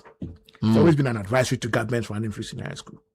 In Ghana, we haven't taken that seriously enough. So today, only 11% of the secondary education population are doing TVET. So that's a situation. Now, we have about 300 TVET schools across categories, close to 30 category A schools and all that. So across ATTC, Tematech, Kumasi Technical, all those are category A schools, etc. There are St. Paul's, the one in Kokrantumi, all. So we have good TVET schools, category A, category B, category C. Now there are pathways. For instance, if you want your ward to do, your ward has interest in computing. There's a program called computer engineering. Okay, you can do computer or computer engineering at the secondary level. At the secondary level, the TVET service program leads to a certification called Certificate 2, equivalent to WASI. Okay, so you go and do your computer engineering, all that is there, and then when you finish, you go to Technical University to read BTech in computer engineering, or you can even read BTech in telecommunications engineering, so there are various BTech pathways. And then you can proceed and even do your MTech. So it's just similar to going to do your BSc and MSc. The BSc guys will be doing more of science than engineering or a blend. But if you are doing BTech, it's more practical. I have students I took to ATTC to do computer engineering. They are doing, some of them have finished BTech computer engineering at Accra Technical University, and they are doing attachment so they are doing well. It's hands-on, and by the time you get to level 200, you're already working because you can repair laptops, tablets, and then skills rich. It's a pathway to employment. Yeah, and they are made so for almost every program in a technical or vocational school. If it's fashion, you can do the fashion and continue and go and do BTech in fashion in any technical university. If it's catering, so in beauty and cosmetics, in automotives, you can do BTech mechanical engineering.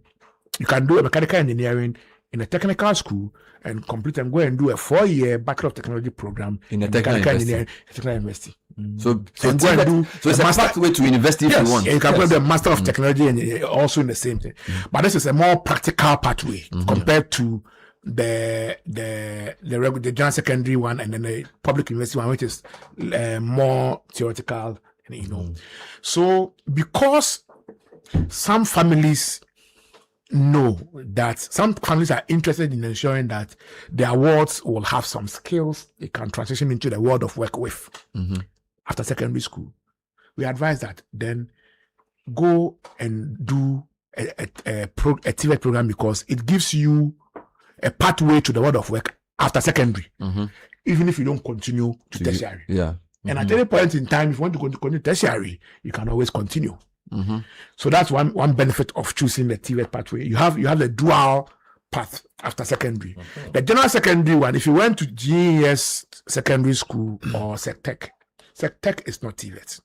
SecTech is not TVET. So secondary technical is not TVET. It is pretty much general secondary plus a small theory technical. It's not TVET. So if you want your ward to start work after secondary school, you have to choose a technical institute. Not how many of them do we have in the country? You have about 300. Do they have the facilities? Well, the workshops. We have category A schools. We have category. Some of them have the best. So if I go to ATTC now, yes, and I want to do electricals, yes, do they have workshops? Solid. Yeah. I'll be properly trained. Yeah, solid. St. Paul's in Kofori, they are same. Solid. You even get. You need a good grade. That's the APRESEC. You need a good No, so where are they spread across the country? Yes. Give me more names. In my area, give me more names. I have a thing with New Century technical. So my footballers who are in school, all of them go to New Century. What are they learning? Some learn refrigeration, the computer. Yeah, computer engineering that he spoke about. They have leather works. Yeah, but yours a private one. No, New Century. No, it's public. Yeah, it's Emmet a public TVET. So every technical school, will have their core focus. Some of them, like if you go to technical, they focus more on the oil and gas areas, and then the metal and fabrication. Like they do others, but then they are noted for being specialists in these areas. Others are noted for science in the grammar schools. Exactly. Automobile. Yeah, some of them too. You go there like Komboni, Tong, for example. They do more of the beauty and cosmetics, and fashion and design. If you go to Boga Technical, they are more of the engineering. So everybody and their specialties. And is it 4 years or 3 years? It's 3 years. 3 years. And the design, the good thing about the TVET is that as part of the ongoing TVET reform, the Ministry of Education has transitioned teaching in TVET from what used to be 30-70 school-based workplace learning to almost 70-30 school-based workplace learning. So it means that if I went to do automotive repair, or I went to do plumbing and pipe fitting in Accra Technical University, Accra ATTC, or in Shaman Technical,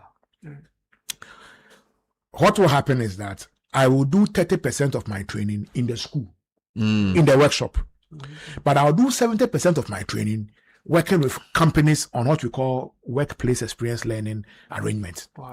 So they will take you to company A to go and learn this. You do up to 12 weeks of workplace experience learning every academic year. That's almost so it's very practical. You understand? So the training as designed, if implemented same, becomes more practical, and then it makes the learner more responsive to the needs of industry. So that when you what is preventing parents from opting for that? Is it just a perception issue?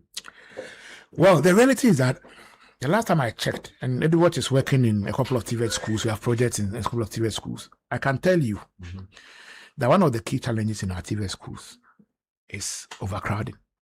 So when you hear that, you should know that there is demand. Overcrowding. Wow. Overcrowding. Yes. We have TVET schools where people-teacher ratio is about 1:200. So it tells you that there is demand. So the system must respond and expand the equitable access so that there will be commensurate supply. So people are buying into the TVET at the skills agenda, but then we have not in the past and at present, we are not expanding equitable access opportunities fast enough to align with the growing demand for TVET. This year, I know that about 60 more senior high schools have been added, about 50 more senior high schools have been added to the stock of senior high schools in the public space.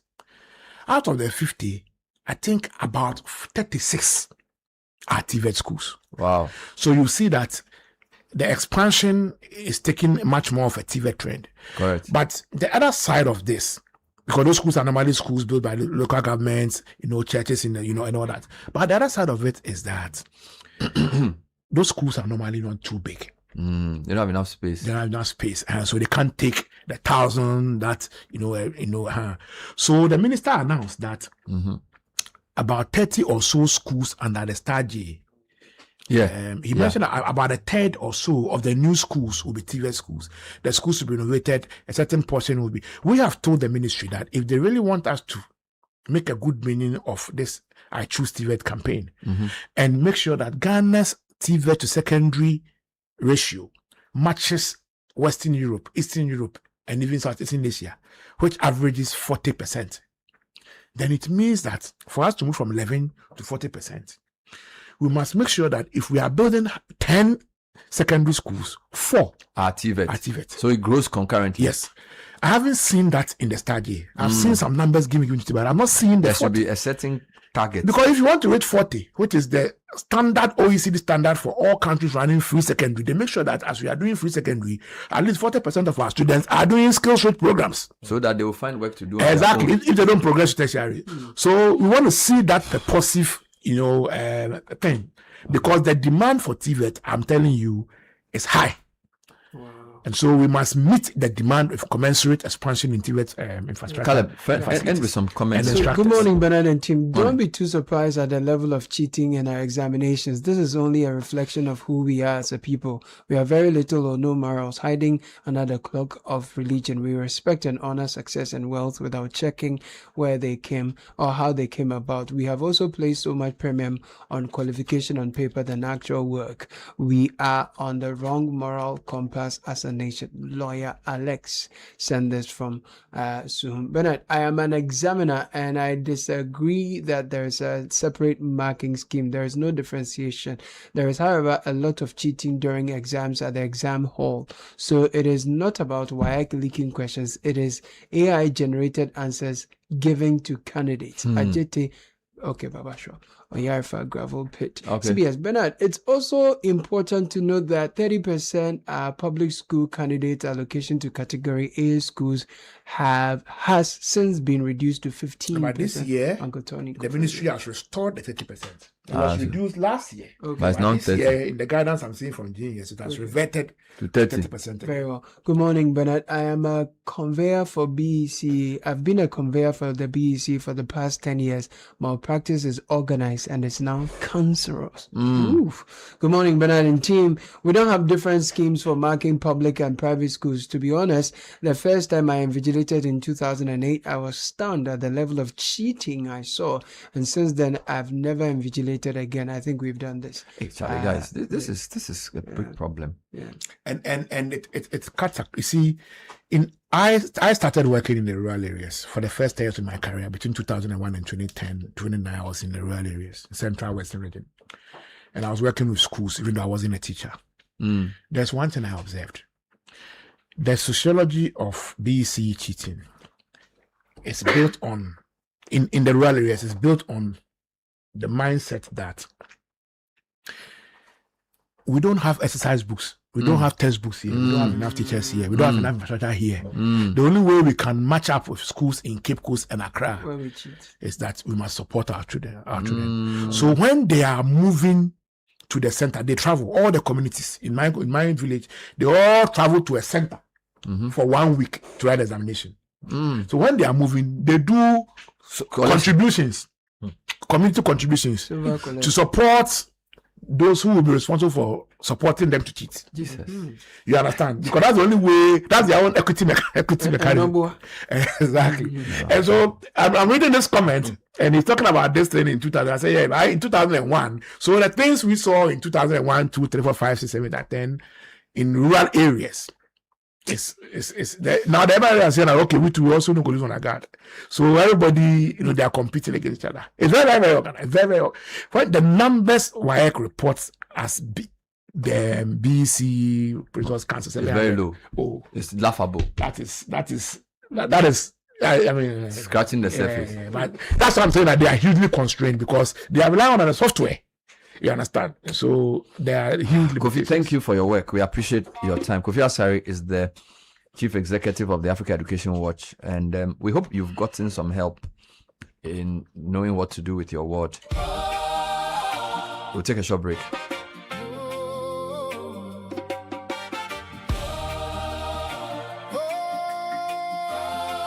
This is the City Breakfast Show, the city's biggest conversation. What will the world need tomorrow? Smarter systems, bolder thinkers, people who don't just use technology but build it as well. At Academic City University, that's exactly whom we train.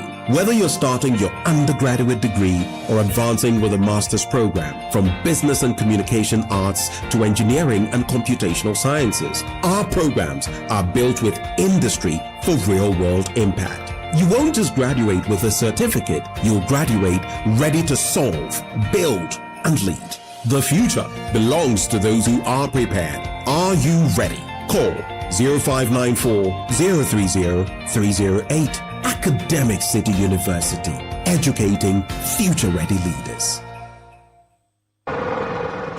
So what goes into building quality structures? I mean, literally, what goes into it? Ujaf, you don't want to be sitting here somewhere worrying whether or not you did a really good job. It's a very simple equation. If there's no diamond cement in the mix, massa, forget it. Don't start cry. Menye, diamond cement has been providing builders, block makers, and construction companies that peace of mind for years. Diamond cement is 42.5 R grade cement. Unbeatable quality made right here in Ghana. And because we have your pocket in mind, we provide 32.5 R grade so that everybody gets your own. No long talk, Jack. If there's no diamond cement in the mix, don't start. Locate Diamond Cement Ghana Limited nationwide with factories in Aflao, Takrade, and Buipe, or call 0244-313-368 or 0540-111-978 or 0202-021-175. Diamond Cement, still as hard as a diamond.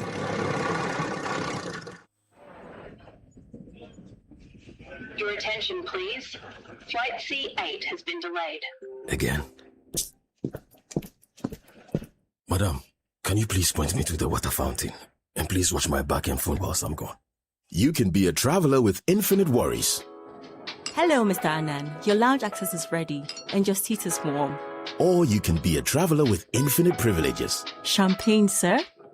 The region or the drink. Choose EcoBank's infinite privileges with an EcoBank Visa Infinite card. Access airport lounges worldwide, fast-track services, best-in-class daily limits, and enjoy other exclusive travel and lifestyle benefits. Infinite privileges await. EcoBank, the Pan-African Bank.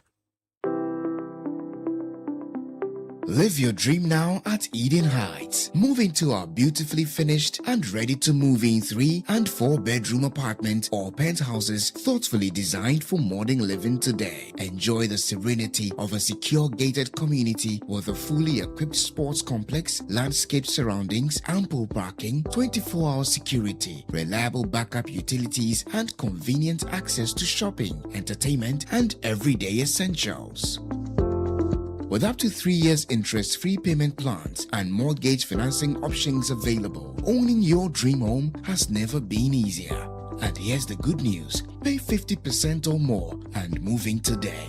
Book a viewing now on 0501-531-444 or 445 and on our website at www.edenheights.com.gh. Eden Heights, the heights of modern living.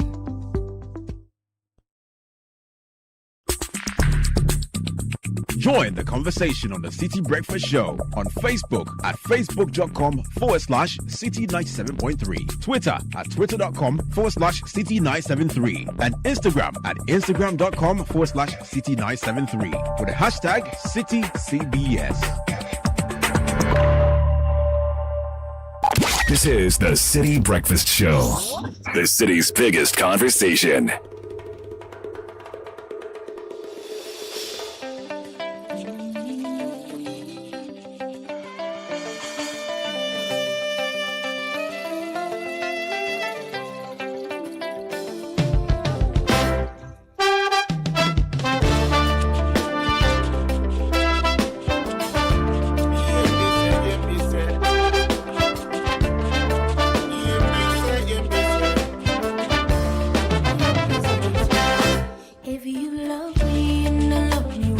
We're still on the City Breakfast Show and still recovering from that interview with Kofi Asari. Very, very, very troubling information, but also giving some information about how to get your ward into the preferred SHS. Meanwhile, Life Source International School is an all-girls STEM and entrepreneurship boarding school where we raise leaders and industry creators. We accept girls from various systems, the Cambridge, the JHS, and the A-level system. We have a safe environment for your students, affordable tuition, and scholarship opportunities for 2025 and 2026. We focus on STEM and entrepreneurial career pathways integrated with the 7 habits of a leader, enabling our girls to develop confidence, discipline, and critical thinking skills. So locate us at Apam Junction, Central Region, or call 055-955-2263 or go to lifesourceghana.org for more information. With a limp across the world, searching for peace. You know I'm not a dim. So when I saw you, girl, I saw. Bill's microcredit breaks the silence when your rent is due and you can't pick the call, when your shop is empty or pretending it's fine, when salary is finished and there's still a week or more to go. Bill's has working capital, salary loan, emergency cash, even startup funding, all you need is your Ghana card to get started. Call Bills Micro Credit on 0302 200 390. Bills got you. Even if you put your love on sale, sale price. All right, so the team from Carl Bank is here. We've been talking about the Abakade promo, and you've heard the jingle already. Dr. Amos Abedu is the head of marketing. Stephen Isen is the head of consumer banking. And Nani Bernice Abankwa is head of consumer products, assets, and liability. Ladies and gentlemen, you are welcome to the program. Thank you. Good morning. Dr. Abedu, Carl Bank has been talking a lot about the Abakade promo. So tell me more about this, those who haven't heard about it, and what does it mean for your brand? Thank you, Bernard. And I'd like to say a good morning to your cherished listeners. Abakade is an expression of joy and surprise. And you know, I really do not know how it permeated our dialect, but it's something we've been used to express that kind of sentiment. Yeah. And this is Carl Bank's way of showing working.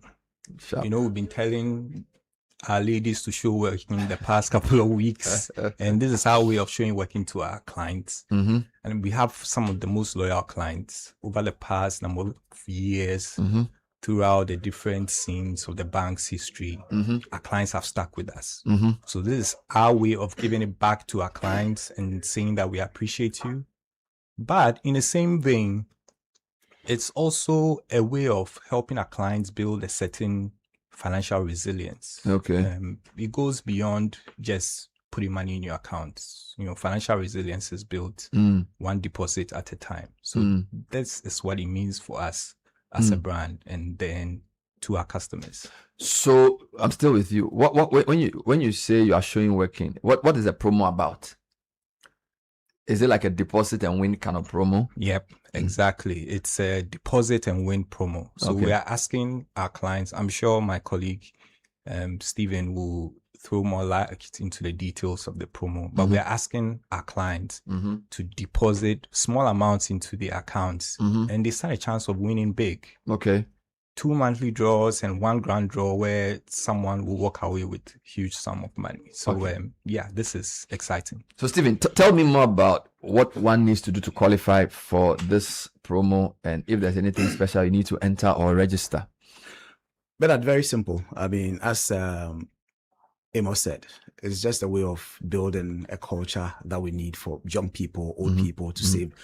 I mean, especially towards Christmas. So all that you need to do is just get your Carl Bank account, go to any branch, deposit 500 cedis or more, and stand a chance of being surprised end of the month. So it's just 500 Ghana cedis. Just 500. And it earns you a point. So if you put 1,000, you get 2 points. 1,005, 3 points. 2,000, 4 points. And then you keep growing.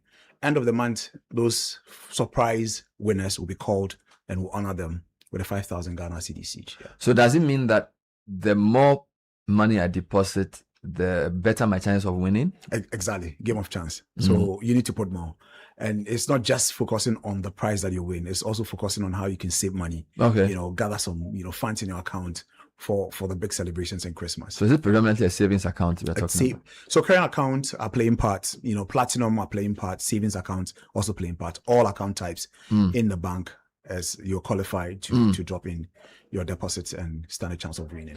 So Nani, how can a Carl customer win, and how many people stand a chance of winning throughout the campaign, over the period? Okay, thank you very much, Bernard, and good morning to our listeners. So we want to say that throughout the campaign season and then for the promotion, we have about 5 customers who stand a chance of winning 5,000 Ghana cedis each, and then at the grand finale, the winner takes home 100,000 Ghana cedis. Okay. So we have multiple chances. How many draws are you doing?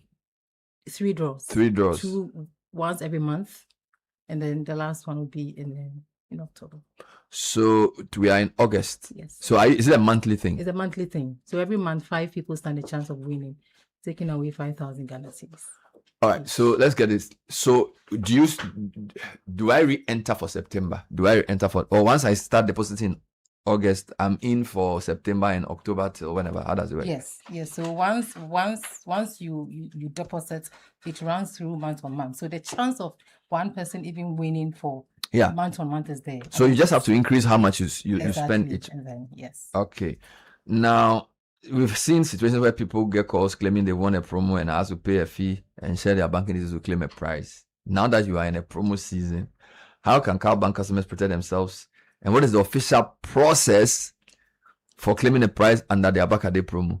Okay, thank you, Bernard. So we would like to say it clearly here that during this times of promotion, that's where scammers are also, they up their game. So what we want to say is that CalBank will never call any customer or any winner to say that you're supposed to pay a certain amount, or you're supposed to give out a certain code, or you're supposed to click on any link to win anything.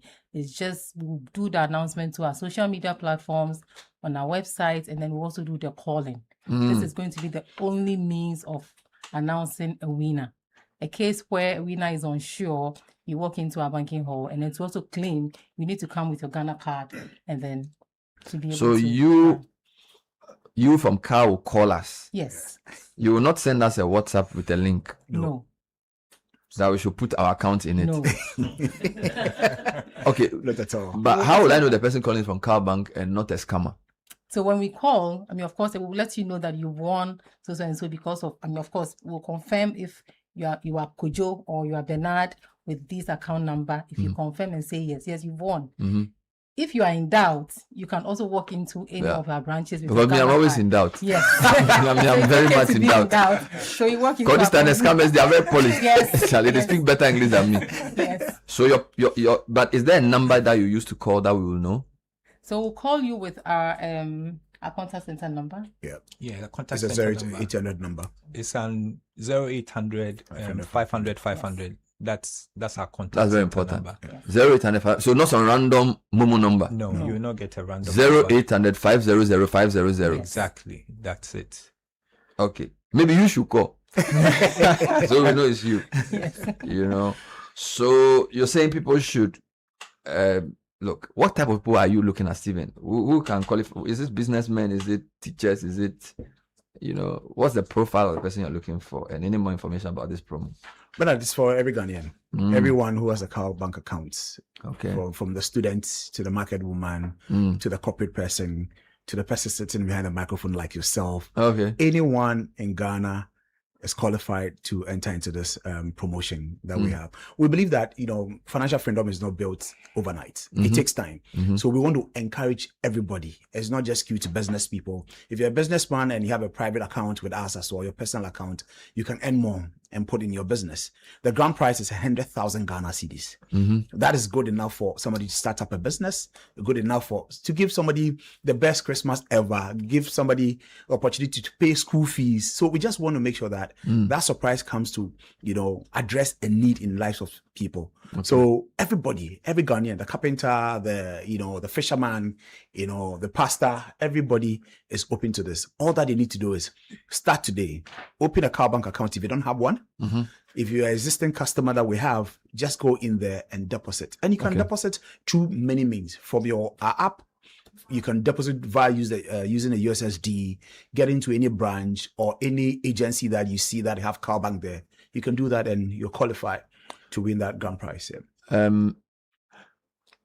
Where can I open a CalBank account? So maybe I'm not a CalBank customer and I'm like, okay, let me start business with you guys. Where can do I need to come to your office? Do I need to go? How do I do this?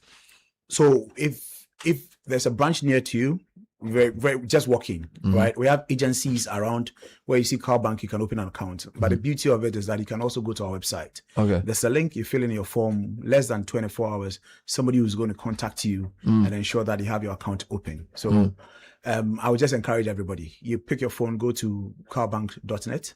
Okay. Go and look for account opening, and then you can open your account, and then you're part of us now. So don't also forget about our mobile app. Yes, you can go to the mobile app and then you can post the app called CalBank Yes, CalBank app. on the main platforms. Yes, exactly. Okay, so you can sign up App Store, as a customer using the app. The app, yes. Okay. Thank you very much, Stephen.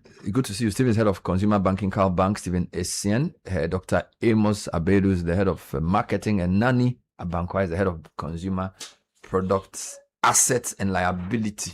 Big position. Thank you for being on the show. So you know it's called Abakade. You will win it. 3 big draws. The last one is in October. Some fantastic prizes to be won ahead of the Christmas celebrations.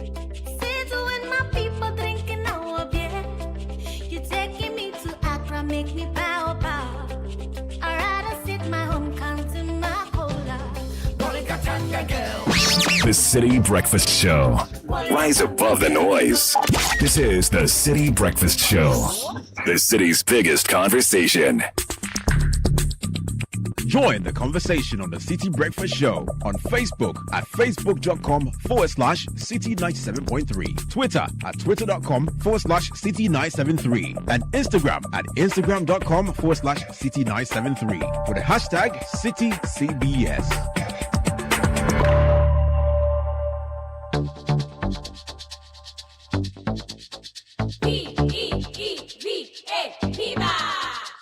Looking for a burst of flavor in every sip?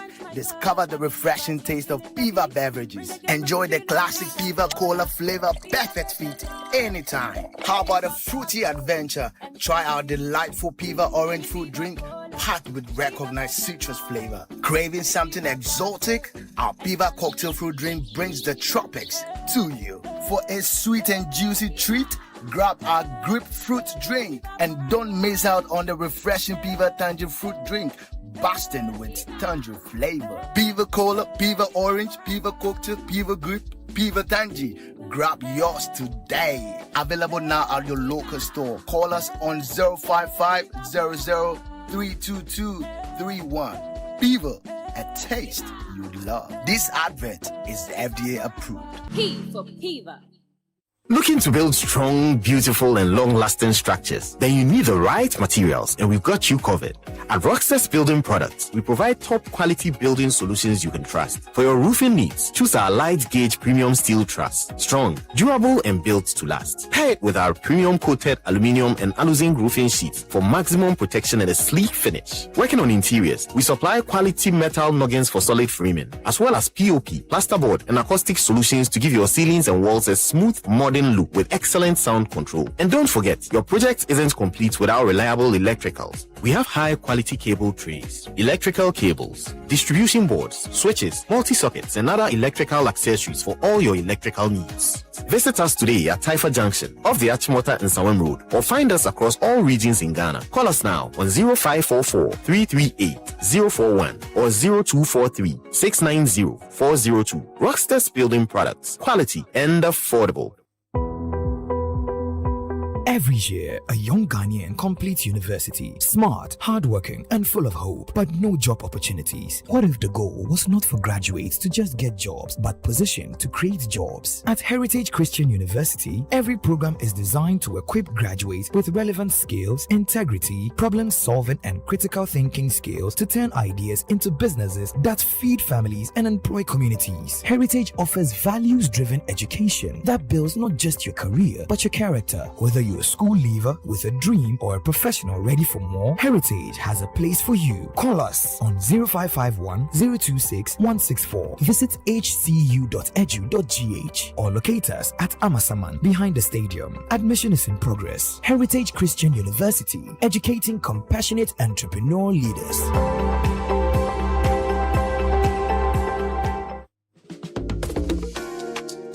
Eno, you know what our father left us when he died? Debts? He left us land, Eno. But Nanayo said the land is his. The court said, come back in 2031. Hey, that's not an inheritance. That's a curse, brother. Real Ejapade doesn't come with disputes. At Deftraco Woodlands, a 592-acre master plan gated city in Dawenya, your inheritance is waiting. Don't leave your children a court case. Leave them Deftraco Woodlands, the Ejapade they'll be proud of. Visit woodlands.devtracogroup.com. Call or WhatsApp us today on 0208-732-302. Kofi, I think we need to call them. Deftraco Woodlands, where your roots run deep. Your agribusiness idea deserves to be more than just a dream. It deserves the right support. Join the Agribusiness Launchpad and Accelerator Program 2026 by Impact Food Hub in collaboration with Absa Bank. From August 5th to 7th at the Absa head office in Ridge, gain practical skills in food innovation, branding, finance, certification, and business growth. Participants can show up in person or take advantage of the program online. Register today at impactfoodhub.inpontu.com or dial *899*112#. Call 025-689-9305 for inquiries. Supported by Absa Bank, Gruber Diaspora Network, Casmo Foods, Yogi Yogurt, Next Computers, Inpontu Technologies, Hendy Farms, Waysoy, Curate MKTG, and Gold Coast Foods, Herbs and Spices. Media partners, Channel 1 TV and Citi FM. Impact Food Hub. Get to the heart of it. Launchpad 2026. Your agribusiness reimagined. This is the City Breakfast Show, the city's biggest conversation.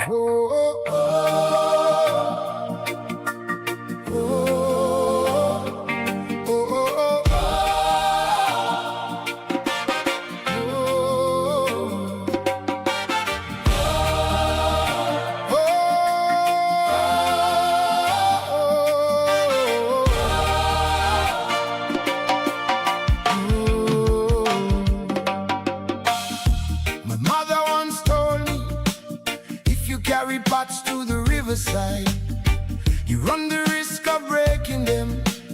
Pots are broken by the living. Everyone makes a mistake at some point in his life. Mistakes by themselves are not tragic. The real tragedy is staying down. All right, so it's 9:54 on the City Breakfast Show. The countdown is on. The Absa Auto Fair in partnership with Citi FM and Hollard Insurance, bringing Ghana's leading automotive brands and thousands of car lovers together for an exciting weekend. Join us from Saturday 22nd to Sunday 23rd of August at the Good Park, Accra Mall, 10 a.m. to 10 p.m. for the biggest auto event of the year. Bring a friend, bring the family, come and experience and explore vehicles, enjoy test drives, insurance, and affordable finance options from Absa Bank while you pimp your rides with new accessories. If you're looking to showcase your business, book an exhibition space by sending us a WhatsApp message. So if you want to do a business showcase whilst we're doing this auto fair, call or WhatsApp 054-136-1237. The number again is 054-136-1237. My mother told me once before. And when you buy anything, it's got to be the very best. Diamond 42.5 outgrade cement is the highest quality cement on the Ghanaian market. We've done this for 26 years. We are rated green by the EPA. We have 32.5 outgrade as well on the market. Good deal for you. Deal with the company directly if you wish to buy our diamond cement. We have outlets across the country. Our factories are in Aflao, Takoradi, and Buepe. 0244-313-368. Diamond cement is still as hard as a diamond. Now, would you leave your front door wide open before going to bed? Of course not. So why give away your PIN or one-time password? You shouldn't do that. These details are private and for your eyes only. So remember, do not disclose your PIN or OTP. If anyone asks for them, that's a red flag. Avoid clicking suspicious links. And in case you have doubts, always pause, think, and verify. Hashtag shine your eyes, protect your accounts. Spot the fraud, stop the fraud. Assistance, if you need assistance, call 030-706 030-708-6000. Omni Basic Bank, not just another bank. Mistakes will cost your life. Others will make you fall. Lucky are those who just fall. But falling by itself is not tragic. All right, a few more birthday requests coming through on the program this morning. Happy birthday to Abna Swaziba, a good wife, a good mother, a good head of accounts and admin, and a devoted religious group founder and leader. Surely the Lord will bless you beyond measure. Surely you will live long to enjoy life with your great-grandchildren in good health and prosperity. From your husband Jojo and your children Juanita, Fidelma, and Nichelle. The board, staff, and beneficiaries of Women's Trust LBG send their warmest where they wishes to Professor Mansapra, Board Chair of Women's Trust LBG. Thanks for your exceptional leadership, wisdom, and unwavering commitment to the mission of Women's Trust. Your guidance and support Continue to inspire us as we work together to empower women and girls and create lasting opportunities for our communities. Happy birthday to you, and may God grant you good health, abundant joy, renewed strength, and many more years of purpose and fulfillment. This is from Women's Trust Team. And also to Emmanuel Kwansafianko, president of Singing Malok. I think we read that already. Read that earlier on the show, yeah. Go for it. Before we go, so I just saw something. Why are we like this? Somebody is building a store underneath the Pokwasi interchange. Oh, how? 12 stores. Oh, a store building. Just say, you know, there's parts that is bushy. Yeah. So within the bush, apparently the construction is done. Store. Stores. Or the container. Concrete. Oh, yeah. Under the Pokwasi interchange. Then it has the Highways Authority. It's not the same place Terminator went some time ago when the people were pounding for yeah. That's the same top place, The municipal authorities, they should wake up. There are too many things. That's why the latter when you did the coconut guy who had been arrested at there, I wasn't impressed. Because anybody who drives through Accra knows that they've been selling coconuts there for years. Nothing has changed. So if you go and arrest one because he was offloading coconuts, what have you done? Anyway, good morning to Accra. I thought you were coming to give us more information about the school placement or what we should do. No, but what information I can give is that the Commonwealth Games is over every year. You didn't ask me about that one. Why didn't you ask me? When I came World Cup, you asked me about World Cup. Did they rank the teams? Everybody has been ranked. We won. We got a medal. We guess. We got 1 medal. 2. No, we got 2 medals. Yes. Say Yanwi. Hey, Aloski. Yawi. You. Yawi saying we got 2 medals. Yeah, that's it. I don't even know where to start. I'm just saying we will deal with it another day. Good morning, Accra. We got a boxing medal and then we got a para. Yes, in shot put. Zainab. How many athletes did you take, sir? 40.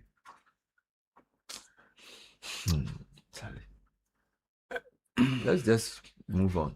That says good morning. I'm just making you aware of it. It's the BC thing that's worrying me. He asked for the BC is a big problem. The BC thing is worrying me. I actually think we need to launch a campaign on examination malpractice. No, examination malpractice is too limited. Hey, you see, what you want to do? He said something. He said in Ghana, people are interested in the outcome, not the process. So people just want to blow. Yeah, people are not honest. Yeah, we need to look at our value systems again. Yeah, we need a value-based education. Because yesterday on my panel, one of the panelists on TV said, you can change constitution 100 times. The values of the society, if it's wrong, nothing will change. And everybody agreed. Yeah. So we have a values problem. If a parent can pay money for their child to cheat at BC, we don't have a future. Yeah. I mean, there's no way we can compete with anybody in the world if this is what we are doing. Yeah, but you know, the concept of merit got lost in Ghana 30 years ago. I don't know. But that's a deeper crisis than bad roads. Yes. Merit does not exist. You destroy a country by destroying its young people. Yeah. And the ones who are being educated are being taught that you can pay for success. Yeah. We are not going anywhere. We are not going anywhere. It's so sad. It's so sad. Guys, let's change you. Anyway, Bernard, before we go, today's the 40th birthday of Nina Mansa Diaba. She's an ardent listener of the show. Happy birthday to Nina. 40th. Yes. Happy birthday. All right.